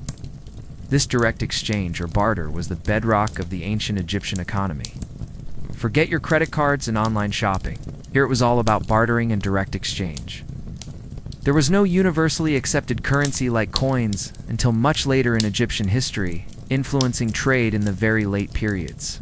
Instead, they often used a unit of value called the deben, which was a fixed weight of copper. This wasn't a coin, but more of an abstract accounting unit. So, a large pot might be worth 1 deben of copper, and you'd then have to find goods equivalent to that value. It's like everyone walking around with a mental spreadsheet, constantly calculating exchanges. Historians still argue whether the deben system functioned as a true proto-currency or merely as a standardized unit of account for complex bartering. Imagine trying to buy a new clay pot for your home, perhaps because your old one cracked during a particularly vigorous bread-making session. This system demanded a constant awareness of value. How many baskets of dates are worth a good pair of sandals? How much oil for a day's labor? Beyond local exchanges in villages and towns, there was a robust system of long-distance trade. As a common person, you might occasionally see exotic goods pass through your village. A flash of rare timber being hauled on a sled, or a caravan of foreign merchants with unfamiliar goods. The marketplace or areas designated for trade would be bustling, noisy affairs. The limitations of this system are obvious to your modern mind. It's inefficient, time-consuming, and makes large-scale transactions incredibly complex. Having navigated the complexities of bartering for basic necessities, your mind might turn to even more serious matters, the kind that disrupt entire societies. While Egypt was often a stable and prosperous kingdom, it was not immune to external threats. This wouldn't be a voluntary enlistment. Instead, you'd be called up, leaving your family and fields behind, armed with rudimentary weapons. The primary armaments were relatively simple: bows and arrows, spears with bronze or flint tips, and axes made of bronze or stone. Swords were less common in earlier periods, often reserved for elite warriors. Other times it was offensive, aimed at securing vital resources like gold from Nubia, copper from the Sinai, or expanding Egyptian influence and trade routes into the Levant. A successful campaign brought wealth, prestige to the pharaoh, and captives. The wounded would suffer terribly, often dying of infection or their injuries. Those who survived would carry the scars, both physical and psychological, for the rest of their lives. You'd return to your village, if you returned at all, a changed person, forever marked by the horrors you witnessed.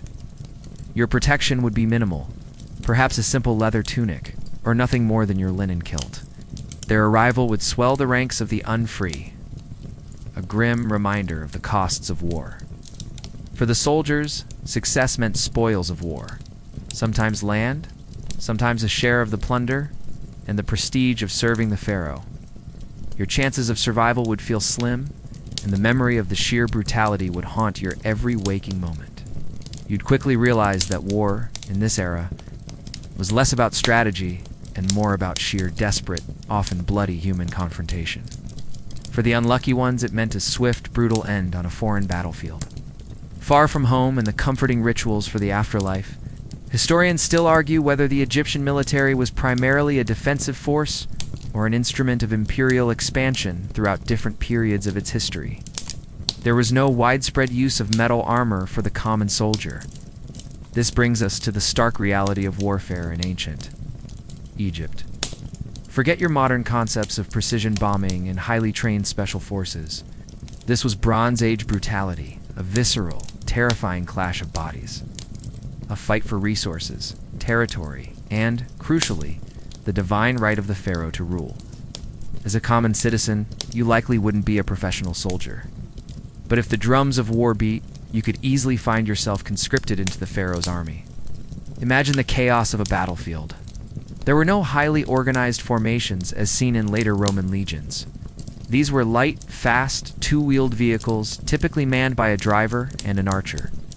Imagine facing a charge of these thunderous machines, arrows raining down on you as the horses gallop closer. They were the tanks of the ancient world, designed to break enemy lines and spread panic. If you were lucky, you might be part of an Egyptian chariot unit, if you were of higher status and trained, but for most, they were a terrifying force to behold. Usually on the opposing side. Instead, it would be a more fluid, often brutal melee. Archers would loose volleys of arrows, followed by infantry charging forward with spears and axes. The sound would be deafening. The thud of feet, the clang of metal on metal, the shouts of men, and the screams of the wounded. The air would be thick with dust and the smell of fear and blood. You'd be fighting hand to hand, a terrified individual in a swirling mass of bodies, hoping not to be trampled or struck down. The most terrifying weapon, and a symbol of Egyptian military might, particularly during the New Kingdom, was the chariot. Wait. The objectives of warfare were varied. Sometimes it was defensive, protecting Egypt's borders from raiding desert tribes or ambitious neighbors like the Hittites or Mitanni. What happened to those captives? Well, as we discussed earlier, they often became slaves, either in the royal household, temples, or forced to work in the mines. After a battle, there were no widespread medical facilities.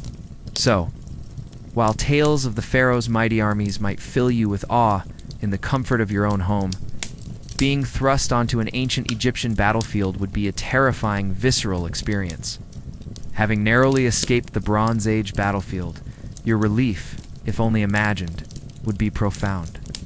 The sheer intensity of ancient Egyptian life, the labor, the heat, the ever-present threats, highlights a desperate need for respite. This brings us to entertainment. Forget your streaming services, your video games, or a night out at the movies. And various percussion instruments were common. Imagine a long rectangular board with 30 squares. Simple toys like dolls made of wood or clay, spinning tops, and miniature animal figures have been found in archaeological digs. Banquets with abundant food and wine, elaborate musical performances, professional dancers, and even hunting expeditions in the desert were common. They might have pet animals like gazelles or monkeys for amusement, but this was a world away from your daily reality. They would play tag, run races, and engage in the universal games of childhood, using their imaginations to create fun from humble materials. Gathered around a flickering oil lamp in the evening, after the sun had set, these moments of entertainment, whether a lively festival, a strategic board game, or a simple shared story, were crucial for maintaining morale and fostering community. They remind you that even when daily survival is paramount, the human need for joy, connection, and a momentary escape from reality remains constant. And the heat had become bearable. People would share myths, legends, and tales of heroism or trickery. This was how knowledge, history, and moral lessons were passed down, and it served as a vital form of communal bonding. It's the original bedtime story, perhaps less about sleep and more about connecting. You'd see them splashing in the shallow parts of the Nile, or chasing each other through the dusty streets.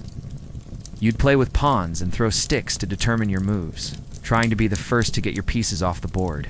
It was a game of strategy and luck, enjoyed by everyone from pharaohs to commoners. You might see a group of farmers gathered in the shade after a day's work, intensely focused on a game of senet, their worries momentarily forgotten. There was also Hounds and Jackals, another board game involving pins shaped like animal heads. It's comforting to know that even millennia ago, people enjoyed a good board game. Music would accompany work, soothe the weary, and celebrate triumphs. Dancing could be spontaneous and informal, or highly structured and acrobatic, often performed by professional dancers at banquets or festivals. Even in your humble home, you might hear a neighbor singing or a child playing a simple tune on a reed pipe. It's a reminder that even in harsh conditions, the human spirit finds ways to express joy. Ancient Egyptian entertainment was simpler, often communal, and deeply intertwined with daily life, offering fleeting moments of joy amidst the relentless grind. For the common person, much of the entertainment revolved around festivals and religious celebrations. These were elaborate, often joyous affairs that broke the monotony of agricultural labor. Imagine a local festival dedicated to a patron deity, filled with processions, music, dancing. You'd gather with your neighbors, share food and beer, and participate in rituals that were both spiritual and deeply social. The air would be alive with rhythmic clapping, the sound of harps and flutes, and the excited chatter of the crowd. These were precious opportunities for communal bonding and a release from daily stresses. Historians still argue whether the primary function of these festivals was religious devotion, social cohesion, or a state-sanctioned method of alleviating peasant discontent. Music and dance were fundamental. You might not have orchestras, but simple instruments like harps, lutes, flutes. Games were also a popular pastime. The most famous, and perhaps the closest thing to a board game of the era, was senet. Children, of course, had their own forms of entertainment. For the elite, entertainment was more refined and exclusive. Even storytelling, a timeless form of entertainment, would be popular. So, while ancient Egyptian life was undeniably hard, it wasn't devoid of pleasure. The brief respite offered by music, games, and storytelling fades as the realities of daily life reassert themselves. You've seen the pharaoh's power in monuments and experienced his demands through taxation and conscription. But how, you might wonder, does such a vast and ancient kingdom actually run? The answer lies in a seemingly mundane, yet incredibly powerful force: bureaucracy.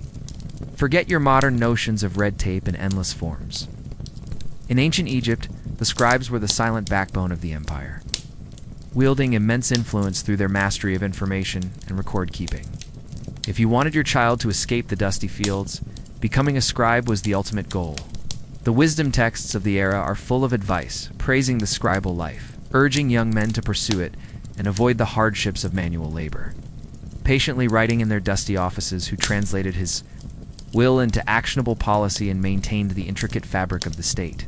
You wouldn't see the pharaoh daily, but the influence of his scribes, through their endless record-keeping and tax assessments, would be a constant, undeniable presence in your life. It makes you realize that even in a world without technology, the power of information and organization was just as profound, if not more so. Be a scribe, for he is seated at his work. He never lifts a basket, proclaims one such text, vividly contrasting it with the back-breaking tasks of a farmer. Imagine trying to manage an entire country based on the annual flooding of a single river, controlling vast agricultural output, managing large-scale construction projects, levying taxes, and organizing military campaigns, all without computers or even efficient communication networks. It allowed the pharaoh to manage resources efficiently, plan for future needs, and deploy manpower for massive projects. Without these meticulous records, a centralized state of such scale and longevity would have been impossible. It ensured that the taxes flowed, the granaries were stocked, and the building projects progressed. It was the original system designed to ensure the continuous functioning of a complex civilization. This is where the scribal class comes in. They were the administrators, the accountants, the engineers, the statisticians, and the legal experts. Their literacy, a rare skill as we discussed, gave them unparalleled power. They were the ones who truly knew how the kingdom functioned, from the largest granary to the smallest plot of land. Every facet of life, from the moment you planted your seeds to the day you died, was potentially subject to a scribe's meticulous record. They'd record the level of the Nile's inundation, predict the harvest, assess your land for taxes, track the movement of goods, register births and deaths, and document legal disputes. Think of the sheer volume of information, all handwritten on papyrus scrolls or astraca. It's an almost unimaginable feat of data management for the time. Historians still argue whether the complexity and efficiency of the ancient Egyptian bureaucracy contributed more to its long-term stability or to its inherent resistance to social change. You'd encounter scribes at various points in your life. The local village scribe, perhaps, would be the one to assess your harvest for taxes, his reed pen flying across the papyrus as he recorded your yield. You'd see them in temple complexes, diligently cataloging offerings and managing temple estates. In larger cities, they would be involved in the administration of justice, writing out petitions and judgments. Their presence was a constant reminder of the state's watchful eye, ensuring compliance and order. They were the paper pushers who kept the wheels of government turning, a crucial, if sometimes resented, class. The importance of the scribal profession meant that it was highly respected and aspirational. This extensive bureaucracy was crucial for the stability of Egypt. So while the pharaoh might be the divine king, the ultimate authority, it was the legions of anonymous scribes. The intricate web of bureaucracy, with its silent army of scribes, leads us naturally to the very apex of ancient Egyptian society, the pharaoh. Wow. Forget your modern political leaders, subject to elections and term limits. The pharaoh was seen as the earthly manifestation of Horus, the falcon-headed god, son of Osiris. The pharaoh was believed to be personally responsible for the annual inundation of the Nile, for bountiful harvests, for military victories, and for maintaining peace and order throughout the land. He resided in grand palaces surrounded by a vast court of officials, priests, and servants. Your glimpses would be fleeting, perhaps a grand procession through a city, where you'd prostrate yourself in awe as he passed, surrounded by guards and chanting priests. He was the chief priest of every cult, the one who performed the most important rituals to appease the gods and ensure their continued blessing. While he delegated many of these duties to actual priests, his divine authority underpinned every religious act. This further cemented his position as the indispensable link between the human and divine realms.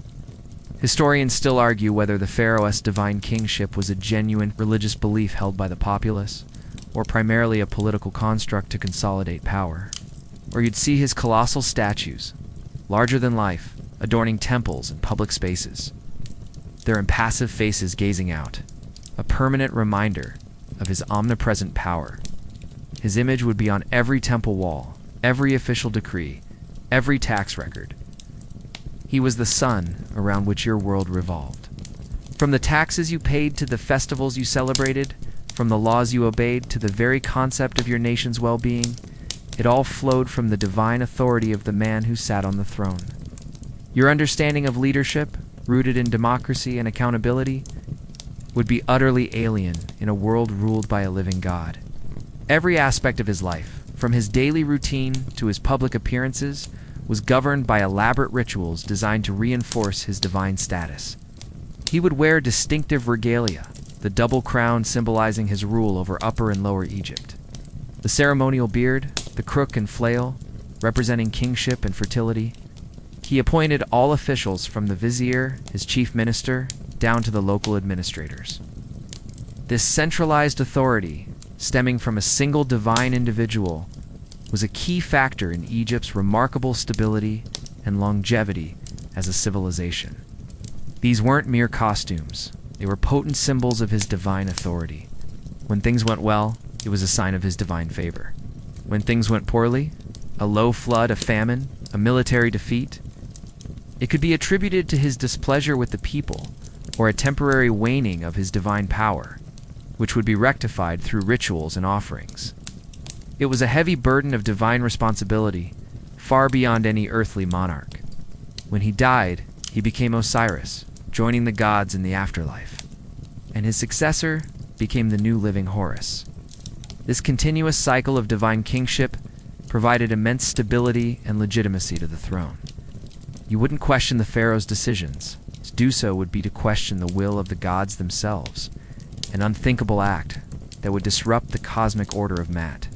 The pharaoh was not merely a king, he was a living god, the embodiment of divine authority on earth, the intermediary between humanity and the vast pantheon of deities. His power was absolute, his word law, and his very existence was believed to ensure the prosperity and stability of Egypt. Imagine a world where your ruler isn't just a figurehead, but a sacred being. His responsibilities were immense.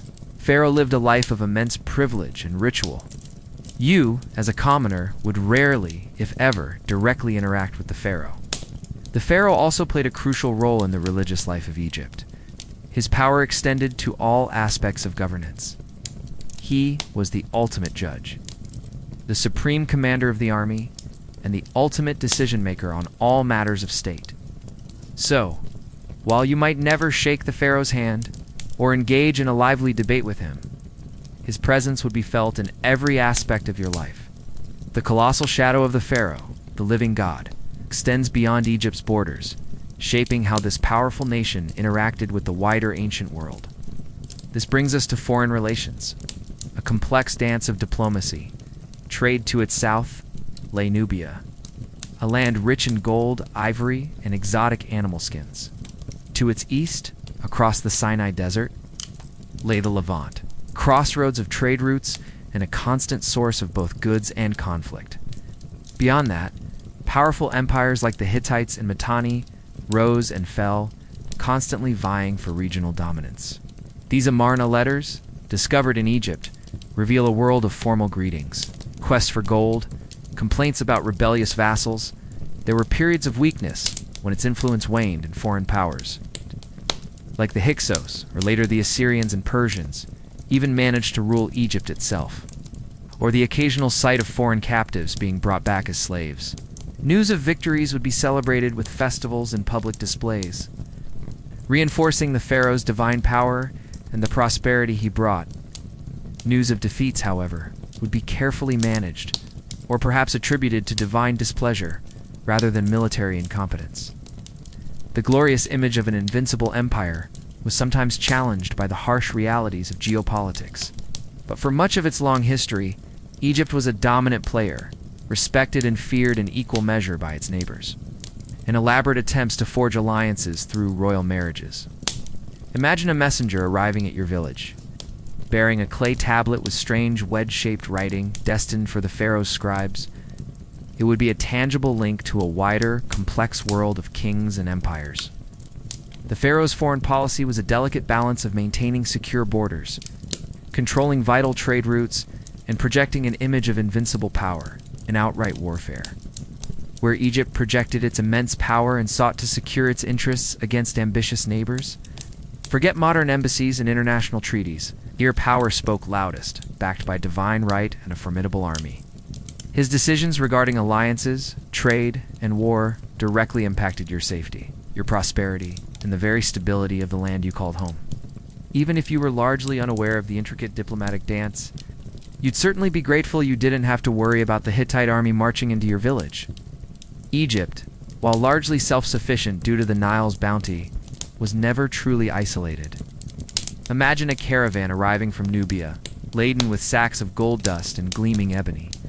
These weren't simply trade partners. Nubia was often a vassal state, subjected to Egyptian control and resource extraction. Egyptian forts dotted the Nubian landscape, ensuring the flow of wealth northward to the pharaoh's treasury. You might see a detachment of Nubian archers in the pharaoh's army, sign of both tribute and integration into the Egyptian military machine. Their presence would be a constant reminder of Egypt's reach and its ability to incorporate conquered peoples, willingly or unwillingly. The northeast, the Levant, was a more complicated affair. It was a region of city-states, often squabbling among themselves, making it ripe for Egyptian influence. The pharaohs would dispatch armies there, not necessarily for permanent conquest, but to secure trade routes, punish rebellious vassals, and collect tribute. This constant military presence meant that Egyptian soldiers were a familiar sight in the region. And Egyptian culture, including its religious beliefs and administrative practices, exerted a powerful soft influence. Think of it as a constant low-level game of chess, with occasional, very violent skirmishes. Historians still argue whether Egypt's foreign policy in the Levant was primarily driven by economic interests, security concerns, or simply the pharaoh's desire for glory and divine justification. Diplomacy, when it occurred, was often conducted through letters written in Akkadian cuneiform, the lingua franca of the ancient Near East. Despite Egypt's power, it wasn't always victorious. As a common Egyptian, you would mostly experience foreign relations through its direct impacts on your life. Perhaps a new levy of taxes to fund a military campaign. So while you might be focused on your daily bread in the state of the Nile, the pharaoh was constantly maneuvering on the grand stage of ancient international relations. The distant echoes of geopolitical maneuvering and the pharaoh's grand ambitions would hardly touch your daily life, which remained firmly rooted in the practicalities of subsistence. Yet, even the simplest objects around you, the clay pot you drink from, the linen you wear, the tools you use in the field speak volumes about another vital aspect of ancient Egyptian society: craftsmanship. Forget mass production and automated factories.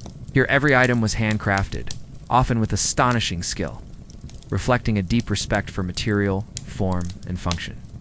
Imagine needing a new farming tool, perhaps a hoe. You wouldn't just pick one up at a hardware store. Jewelers would work with gold, silver, and semi-precious stones like carnelian, turquoise, and lapis lazuli. Their intricate pieces, often incorporating religious symbols or animal motifs, demonstrate an incredible mastery of metallurgy and design. There was no made-in-a-factory anonymity. This constant exposure to hand-wrought items would instill in you a deep appreciation for durable goods and the labor involved in their creation. Your modern habit of quickly replacing broken items would seem wasteful and incomprehensible.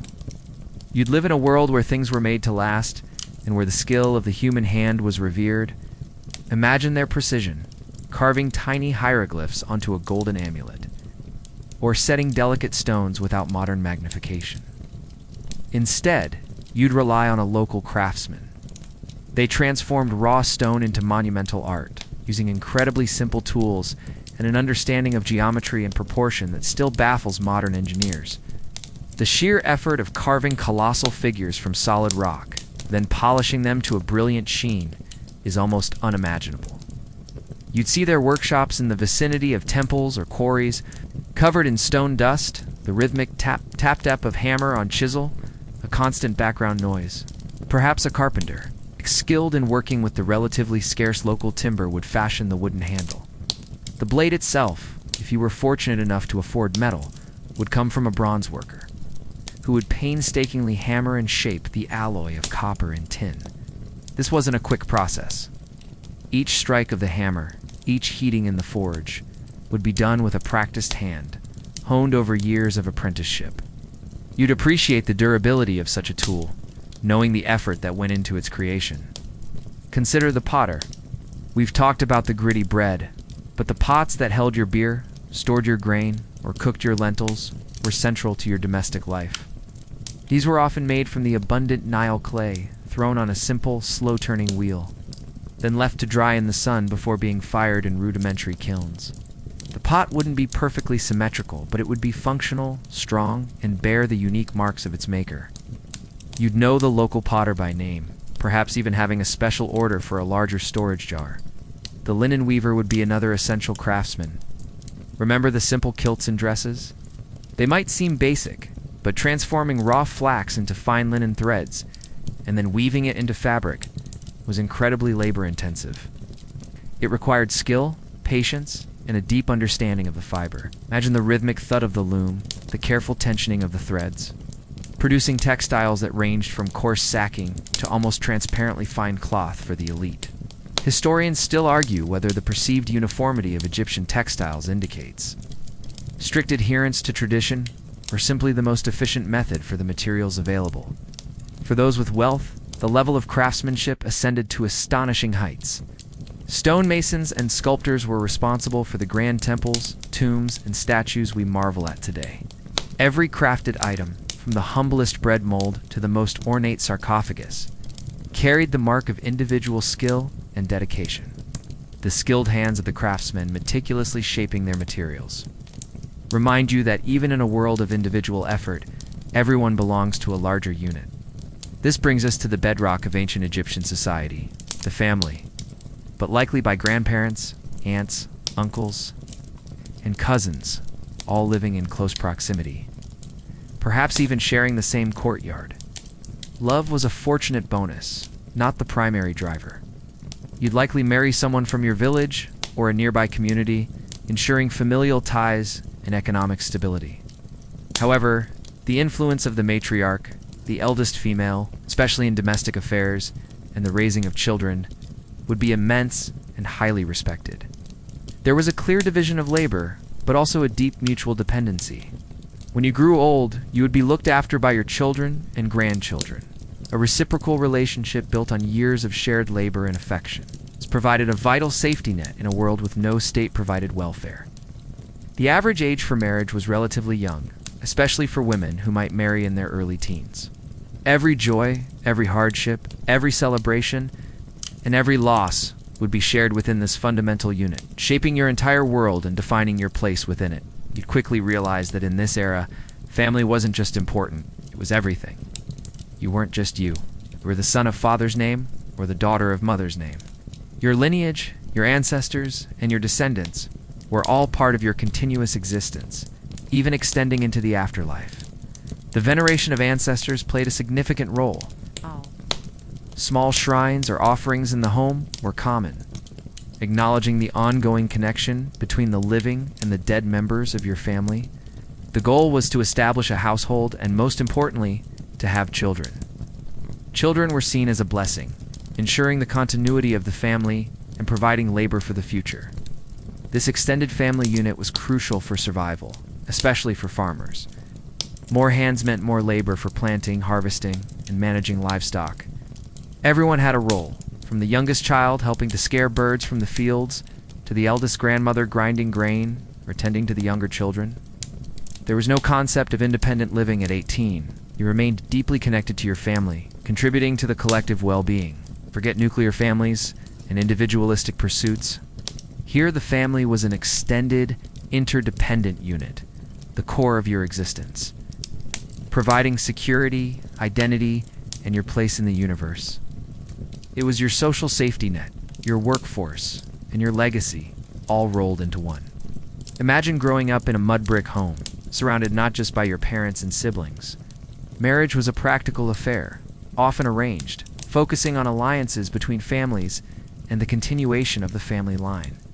Women in ancient Egypt enjoyed a remarkably high status compared to many other ancient civilizations. They could own property, inherit land, initiate divorce, conduct business, and even represent themselves in court.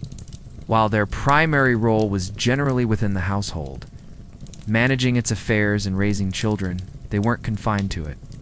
You might see women working alongside men in the fields, selling goods in the market, or even holding positions as priestesses or musicians, particularly if they belonged to elite families. This isn't to say it was an egalitarian society by modern standards. But the legal and social standing of women was significantly more advanced than, say, in ancient Greece or Rome.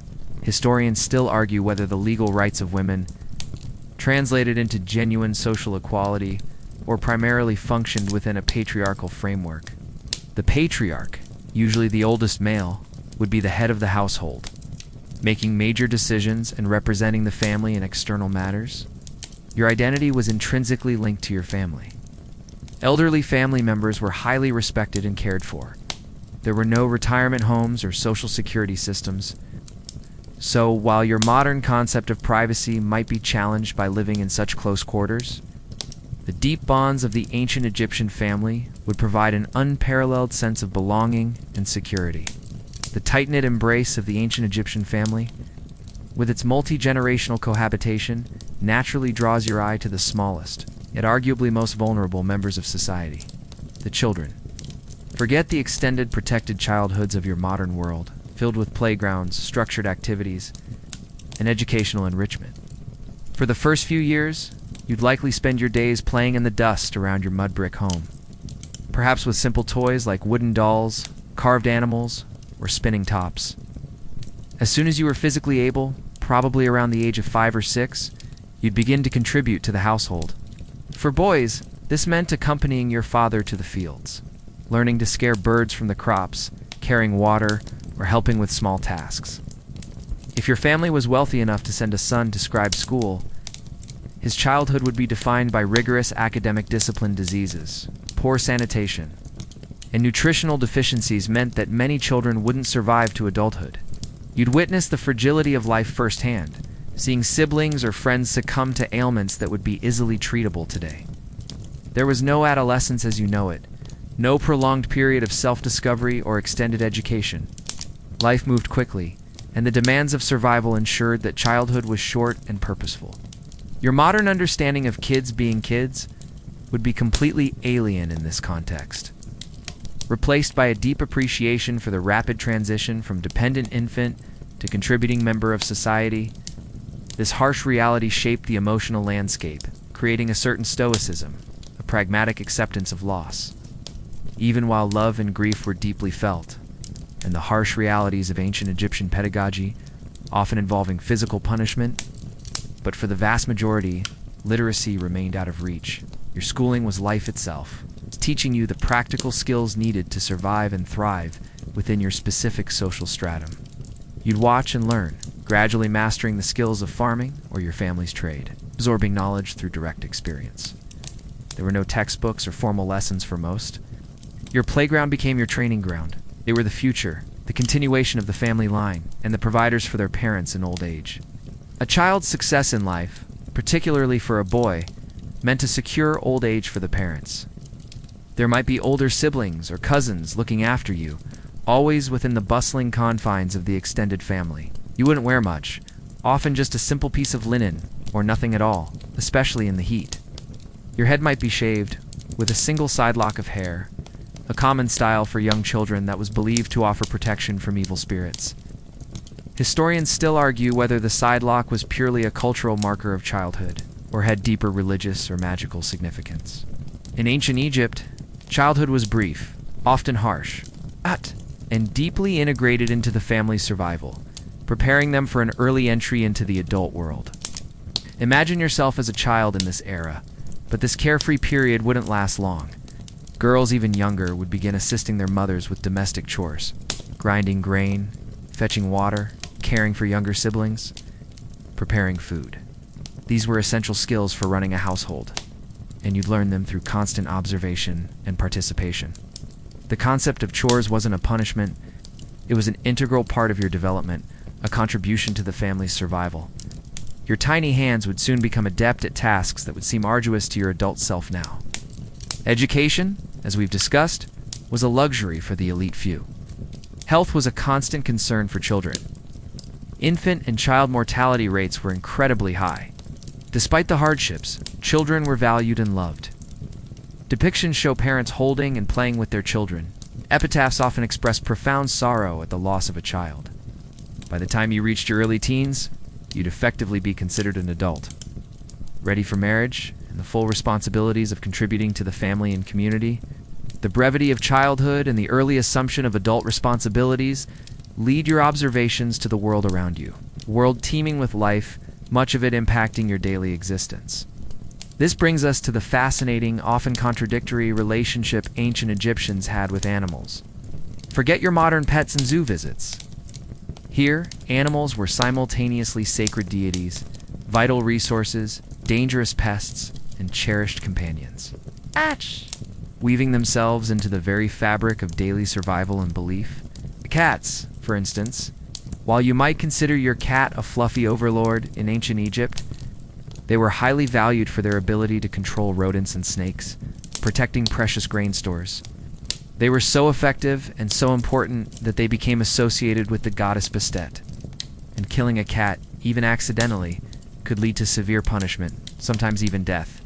Scorpions and snakes, particularly cobras, were deadly hazards lurking in the shadows of your home or fields. The ibis, a bird often seen foraging in the marshlands, was sacred to Thoth, the god of wisdom and writing. They were integral to your survival, symbols of divine power, and sources of both fear and reverence. Your modern concept of the food chain would exist, but it would be overlaid with layers of spiritual meaning and practical necessity. You'd live in a world where a cat could be a beloved pet and a sacred embodiment of a goddess, a crocodile, a terrifying predator, and a representation of an underworld deity. It makes your own interactions with the animal kingdom seem rather simplistic by comparison. The falcon was associated with Horus and the pharaoh. The scarab beetle, seemingly just a dung beetle, was a powerful symbol of rebirth and regeneration, often used in amulets and jewelry. You'd see these animals depicted in art, revered in temples, and their symbolic meanings would be deeply ingrained in your understanding of the world. Historians still argue whether the practice of mummifying sacred animals, like cats and ibises, was primarily an act of genuine religious devotion or a lucrative industry for temple cults. You'd learn to be acutely aware of your surroundings, constantly scanning for these dangers. A scorpion sting was no minor inconvenience. It could be fatal, especially for a child. This constant battle against smaller, yet deadly creatures would be a daily reality. Imagine trying to explain that to your grumpy cat when it wakes you up at 3 a.m. Yes, Mitten, your ancestors were literally worshipped. Now please, stop knocking over the water glass. Imagine waking to the crow of a rooster or the braying of a donkey. Different breeds existed, from sleek Salukis for hunting to smaller, more robust dogs for protection. You'd likely have a dog. A working animal that shared your humble home and provided a different kind of companionship than your human family. Donkeys were your primary mode of transport, reliable and sturdy, crucial for carrying goods to market or supplies to the fields. Cattle were invaluable, providing milk, meat, and brute strength for plowing. You'd spend countless hours tending to them, their health and productivity directly tied to your family's well-being. Remember the crocodiles and hippos of the Nile?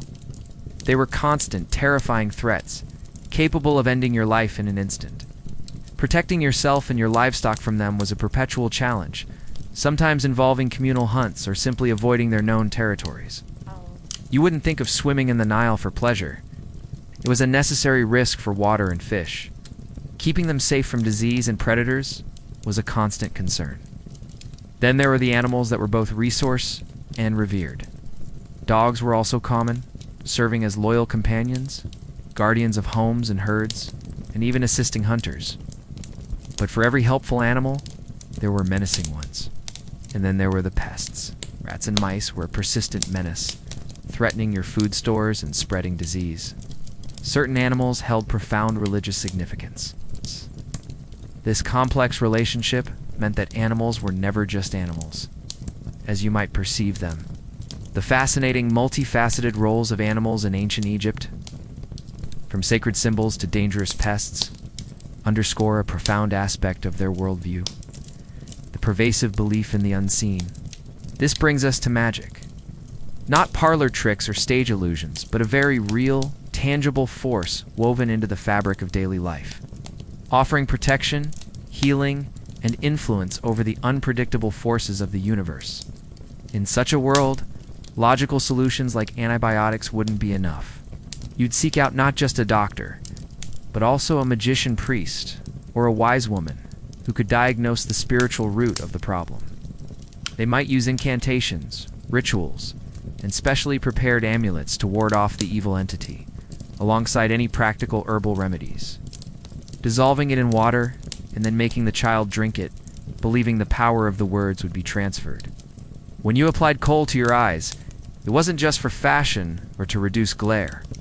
It was also believed to magically protect your eyes from disease and malevolent spirits when you brewed beer or baked bread.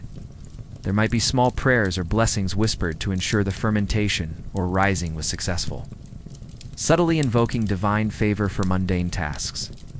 Or perhaps a magical text would be placed under their bed. It was a practical, essential tool for navigating a precarious existence, a way to exert some control over the unpredictable elements of life, death, and disease. Your modern scientific worldview would be constantly challenged by a society where the power of a spoken word or a simple charm held as much, if not more weight, than any observable physical reality. You'd quickly find yourself carrying an amulet or two, just in case. While we understand the medicinal inertness of such practices for the ancient Egyptian, it was a perfectly rational course of action. If something terrible happened, an unexplained death, or a sudden misfortune, it might be attributed to dark magic rather than natural causes. This added a layer of caution to social interactions. You wouldn't want to unwittingly offend someone who might have magical knowledge. You'd probably wear an amulet yourself, perhaps a Shen ring for protection, or an Ankh symbol for life, believing it held genuine power. Forget your skepticism. Your magic was a practical tool, often indistinguishable from religion and medicine. His rituals in the temples were not just symbolic. They were seen as active magical acts, ensuring the sun rose, the Nile flooded, and Egypt remained prosperous. He was the chief magician, ensuring the cosmic balance. You'd see them worn by everyone, from the lowliest peasant to the pharaoh himself. They came in countless forms, depictions of gods, sacred animals, specific hieroglyphs, or symbols like the Eye of Horus, believed to offer protection against the evil eye and misfortune. Imagine tying a small carved scarab beetle to your child's wrist, genuinely believing it would protect them from illness.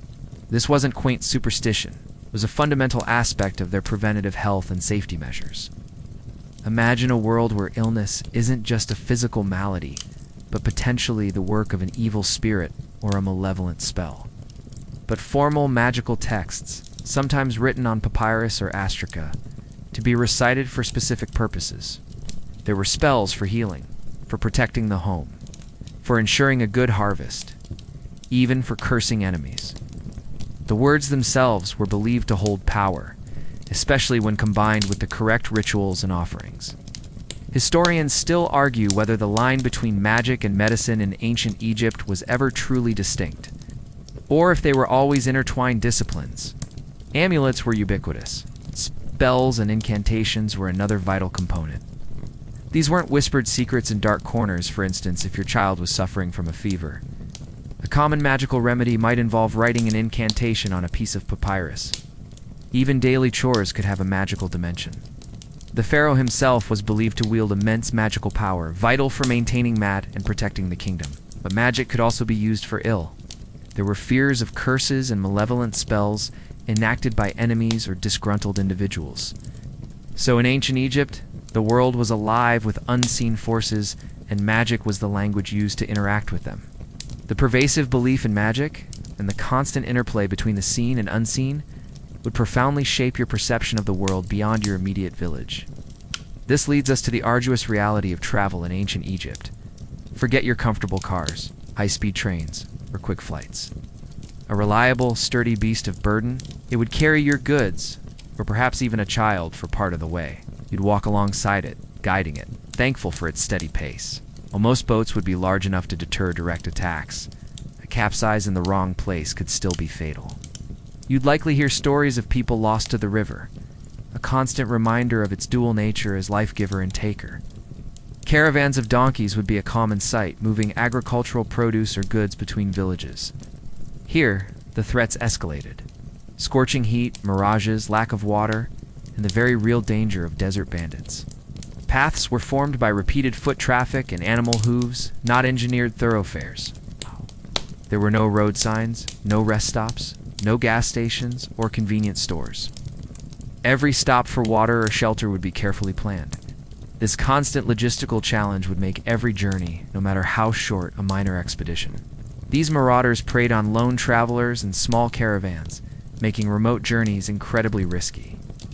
You wouldn't venture far from the green strips of cultivation unless absolutely necessary and with significant preparation and protection. It's a slow, rhythmic progress, far removed from the speed of modern logistics.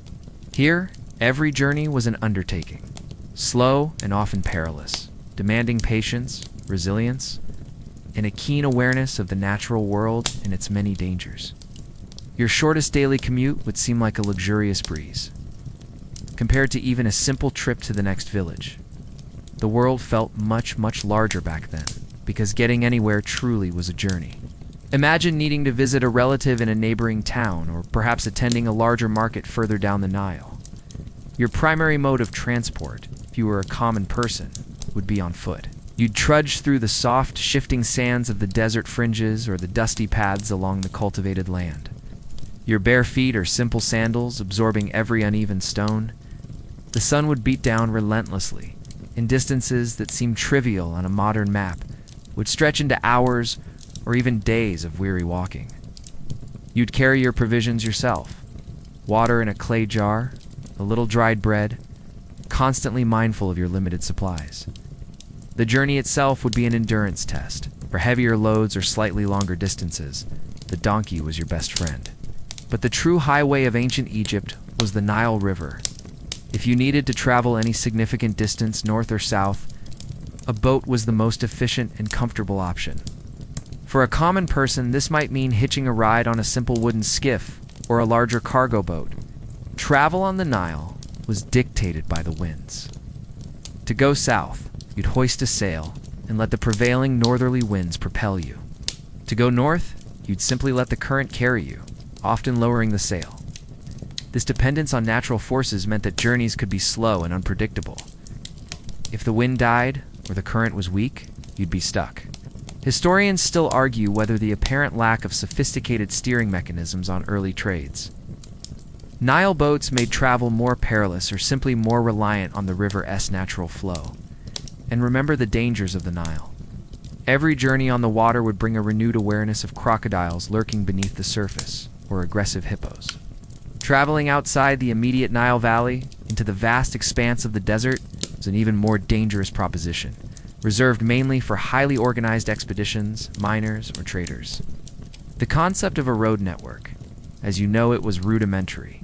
So, while the idea of a leisurely boat ride down the Nile might sound appealing, the reality of ancient Egyptian travel was often a test of endurance and a gamble against the elements and lurking dangers. The arduous nature of ancient Egyptian travel, dictated by the slow rhythms of foot, donkey, or wind-powered boat, constantly reminds you of your profound vulnerability to forces beyond human control. This brings us to a terrifying yet inescapable reality: natural disasters. We've spoken of its life-giving silt, but its fluctuations were a constant source of anxiety. Imagine anxiously watching the river level after the summer rains in the Ethiopian highlands. If the flood was too low, the fields wouldn't be adequately irrigated, and the fertile silt wouldn't be deposited. Imagine the terror of your sturdy mud brick home trembling, cracks appearing in the walls, or even collapsing entirely. While not strictly a natural disaster in the same vein as floods or earthquakes, these biological phenomena could devastate a region with astonishing speed. Imagine seeing a cloud on the horizon, not of rain, but of millions upon millions of hungry insects. Within hours, your meticulously cultivated fields, which you've toiled over for months, could be stripped bare, leaving nothing but stalks. The sound alone, the incessant chewing, would be a horrifying symphony of destruction. This immediate visible devastation would be a vivid reminder of how fragile your existence was, perpetually at the mercy of the natural world. Without modern structural reinforcement, even a moderate tremor could cause significant damage and loss of life, particularly in densely populated areas. The sheer helplessness in the face of the shaking earth would be profoundly unsettling. This meant a poor harvest, leading to food shortages and potentially widespread famine. You'd feel the gnawing dread of hunger, seeing your family's meager food stores dwindle, knowing that starvation was a very real possibility. A good flood meant the gods were pleased. Famine or a destructive storm suggested their anger. Your response wouldn't be scientific problem-solving, but fervent prayer, offerings, and attempts to appease the deities through rituals. Your life was a constant negotiation with an unpredictable and often unforgiving environment, where survival hung by a thread, perpetually at the mercy of the elements. Your modern insurance policies and disaster relief funds seem like magical artifacts in comparison. Historians still argue whether the Egyptian state's ability to manage grain stores and distribute food during periods of low inundation was the primary factor in preventing mass starvation. Forget the controlled environment of your modern world, with its early warning systems and sophisticated infrastructure. The surging waters would breach dikes, swamp villages, destroy homes, and wash away crops that were planted too close to the riverbanks. You imagine frantically trying to salvage your few possessions, your mud brick home dissolving around you as the river turns into a destructive torrent. Your entire year's labor could literally be washed away in a single, devastating event. The Nile, usually a symbol of life and prosperity, could transform into an agent of pure destruction. In ancient Egypt, the raw, unpredictable fury of nature was a constant threat, capable of wiping out livelihoods, claiming lives. and reminding everyone of their profound dependence on the whims of the gods. The most critical, and ironically, the most benevolent. Natural event was the annual inundation of the Nile. Conversely, a flood that was too high could be equally catastrophic. Beyond the Nile, the desert was an equally powerful, though less frequent, source of natural calamity. While the dry climate was generally a blessing for preservation, it also meant the constant threat of sandstorms. Imagine the sky turning ochre, then black, as a massive wall of sand approaches. The wind howls, sandblasts every exposed surface, getting into your eyes, ears, nose, and mouth. Visibility drops to zero, and you're forced to hunker down, hoping your humble dwelling can withstand the force. These storms could strip away topsoil, bury crops, and even disorient travelers, leaving them lost in the featureless desert. Though less common in Egypt proper than in earthquake-prone regions, there were still recorded instances of earthquakes. And then there were the locust swarms. These natural events were not viewed as random occurrences, but often as signs of divine favor or wrath. Having just endured the imagined devastation of a natural disaster, clinging to your fragile existence, you're constantly reminded that life in ancient Egypt was, in many ways, a dress rehearsal. A rehearsal for the ultimate, most important journey of all, the afterlife. Forget vague notions of a heaven or hell. For the ancient Egyptians, the afterlife was a meticulously planned, deeply desired continuation of earthly existence, and ensuring a successful transition consumed much of their thoughts and resources. You wouldn't just hope to go to the afterlife, you actively prepared for it, often from the moment you had the means to do so. Your tomb, however humble, would ideally contain items you would need in the afterlife. But it was often depicted as an idealized version of Egypt itself. Fertile lands, abundant harvests, and plentiful water. It was not a place of ethereal nothingness, but a tangible, pleasant continuation of earthly life, free from pain, hunger, or suffering. They would be responsible for performing rituals and making offerings at your tomb, ensuring your spirit was nourished and remembered. Every decision, every ritual, every carefully crafted object for your burial was a step towards securing your place in that longed-for eternal paradise. The thought of your eventual transformation from a mortal struggling in the dust to a blessed spirit in the field of reeds would be a constant guiding hope, making the fleeting hardships of this world seem a little more bearable. To be forgotten was a true second death, leading to oblivion. This dependence on the living for your eternal well-being further cemented the importance of family and lineage. You'd hope your descendants remembered to bring a nice cold jug of beer to your tomb on occasion. This vision of paradise made the arduous preparations seem worthwhile. You weren't aiming for a nebulous spiritual existence, but a joyful, eternal retirement plan. For a common person, this might be simple pottery containing food and beer, perhaps a few tools, or even miniature models of boats or servants, known as shabti figures. These shabtis were magical figurines inscribed with a spell that would animate them to perform labor on your behalf in the afterlife, ensuring you wouldn't have to toil in the eternal fields. It's the ultimate work-life balance solution. Someone else doing your chores for eternity. The sheer scale of this preparation is staggering. Your mummification, even if simple and affordable, was crucial. There would be monstrous guardians, treacherous lakes of fire, and formidable challenges. This constant awareness of accountability for your actions would profoundly shape your ethical framework. You wouldn't just fear the pharaoh's justice, you would fear the judgment of Osiris and the prospect of your heart being devoured by Ammit. This religious terror and hopeful aspiration intertwined, driving much of your behavior. To navigate these, you would need knowledge. This is where funerary texts, such as the famous Book of the Dead, came into play. These weren't books in the modern sense, but collections of spells, prayers, and incantations written on papyrus scrolls, linen bandages, or tomb walls. They served as a guide and a cheat sheet for the deceased, providing the passwords to bypass guardians, the correct answers to divine questions, and the magic to overcome obstacles. Imagine having to memorize a complex user manual just to get to heaven. You'd hope someone packed your copy. Historians still argue whether the spells in the Book of the Dead were primarily for guiding the deceased, or for reinforcing the power of the priests who held the knowledge to interpret them. The belief was that your Ka and Ba needed a physical body to return to. Without an intact body, your existence in the afterlife was tenuous, perhaps even impossible. This is why tomb robbers were so reviled. They weren't just stealing valuables, they were jeopardizing the eternal existence of the deceased. Your journey through the Duat, the underworld, would be fraught with perils. Crucially, you would need to be well provisioned for your eternal existence. The concept of the field of reeds, or Aru, was a heavenly paradise. And then there was the eternal judgment, the weighing of the heart, where your moral conduct in life was assessed. Your family would also play a continuing role after your death. So while life in ancient Egypt was certainly challenging, it was lived with a profound awareness of the journey beyond. The final, comforting thought of an eternal paradise. Diligently prepared for throughout a challenging life, leaves you pondering not just the ancient Egyptians' past, but its enduring presence. This brings us to the profound and inescapable legacy of ancient Egypt.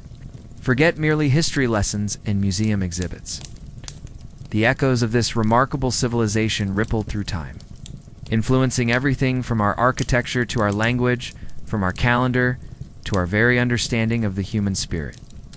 The study of anatomy and medicine, rudimentary as it was, laid some foundational stones for later Greek and Roman advancements. Even the concepts of mummification and the elaborate journey to the afterlife have captivated imaginations for centuries, fueling myths and inspiring artistic creations. And religious ritual, ancient Egyptian art possesses a timeless quality. Its distinctive stylistic conventions, the composite view, the use of vibrant colors, the symbolic importance of every gesture, have influenced artists for millennia. The ancient Egyptians, in their unique way, grappled with these fundamental questions, creating a rich tapestry of myths, beliefs, and practices that continue to resonate. Its echoes are woven into the very fabric of our modern world, subtly influencing how we build, how we organize, how we speak, and how we ponder the great mysteries of existence. It's a testament to a people who, despite their hardships, built a civilization designed for eternity, and in many ways, succeeded. Their obsession with the afterlife, their belief in cosmic order, their intricate spiritual systems speak to a universal human need for meaning and connection beyond the mundane.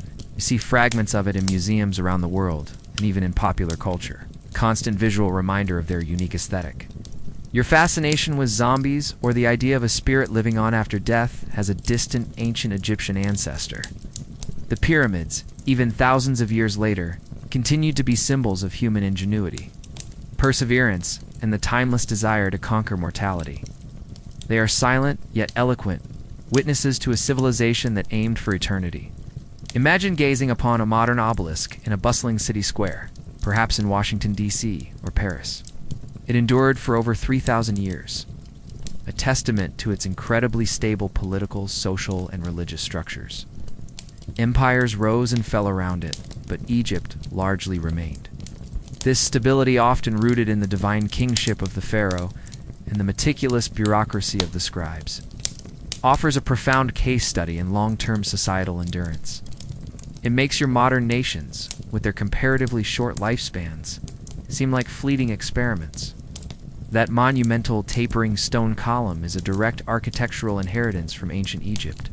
Or consider the very notion of a calendar with 365 days, divided into months and seasons. While refined over millennia, its fundamental structure traces back to the meticulous observations of the Nile.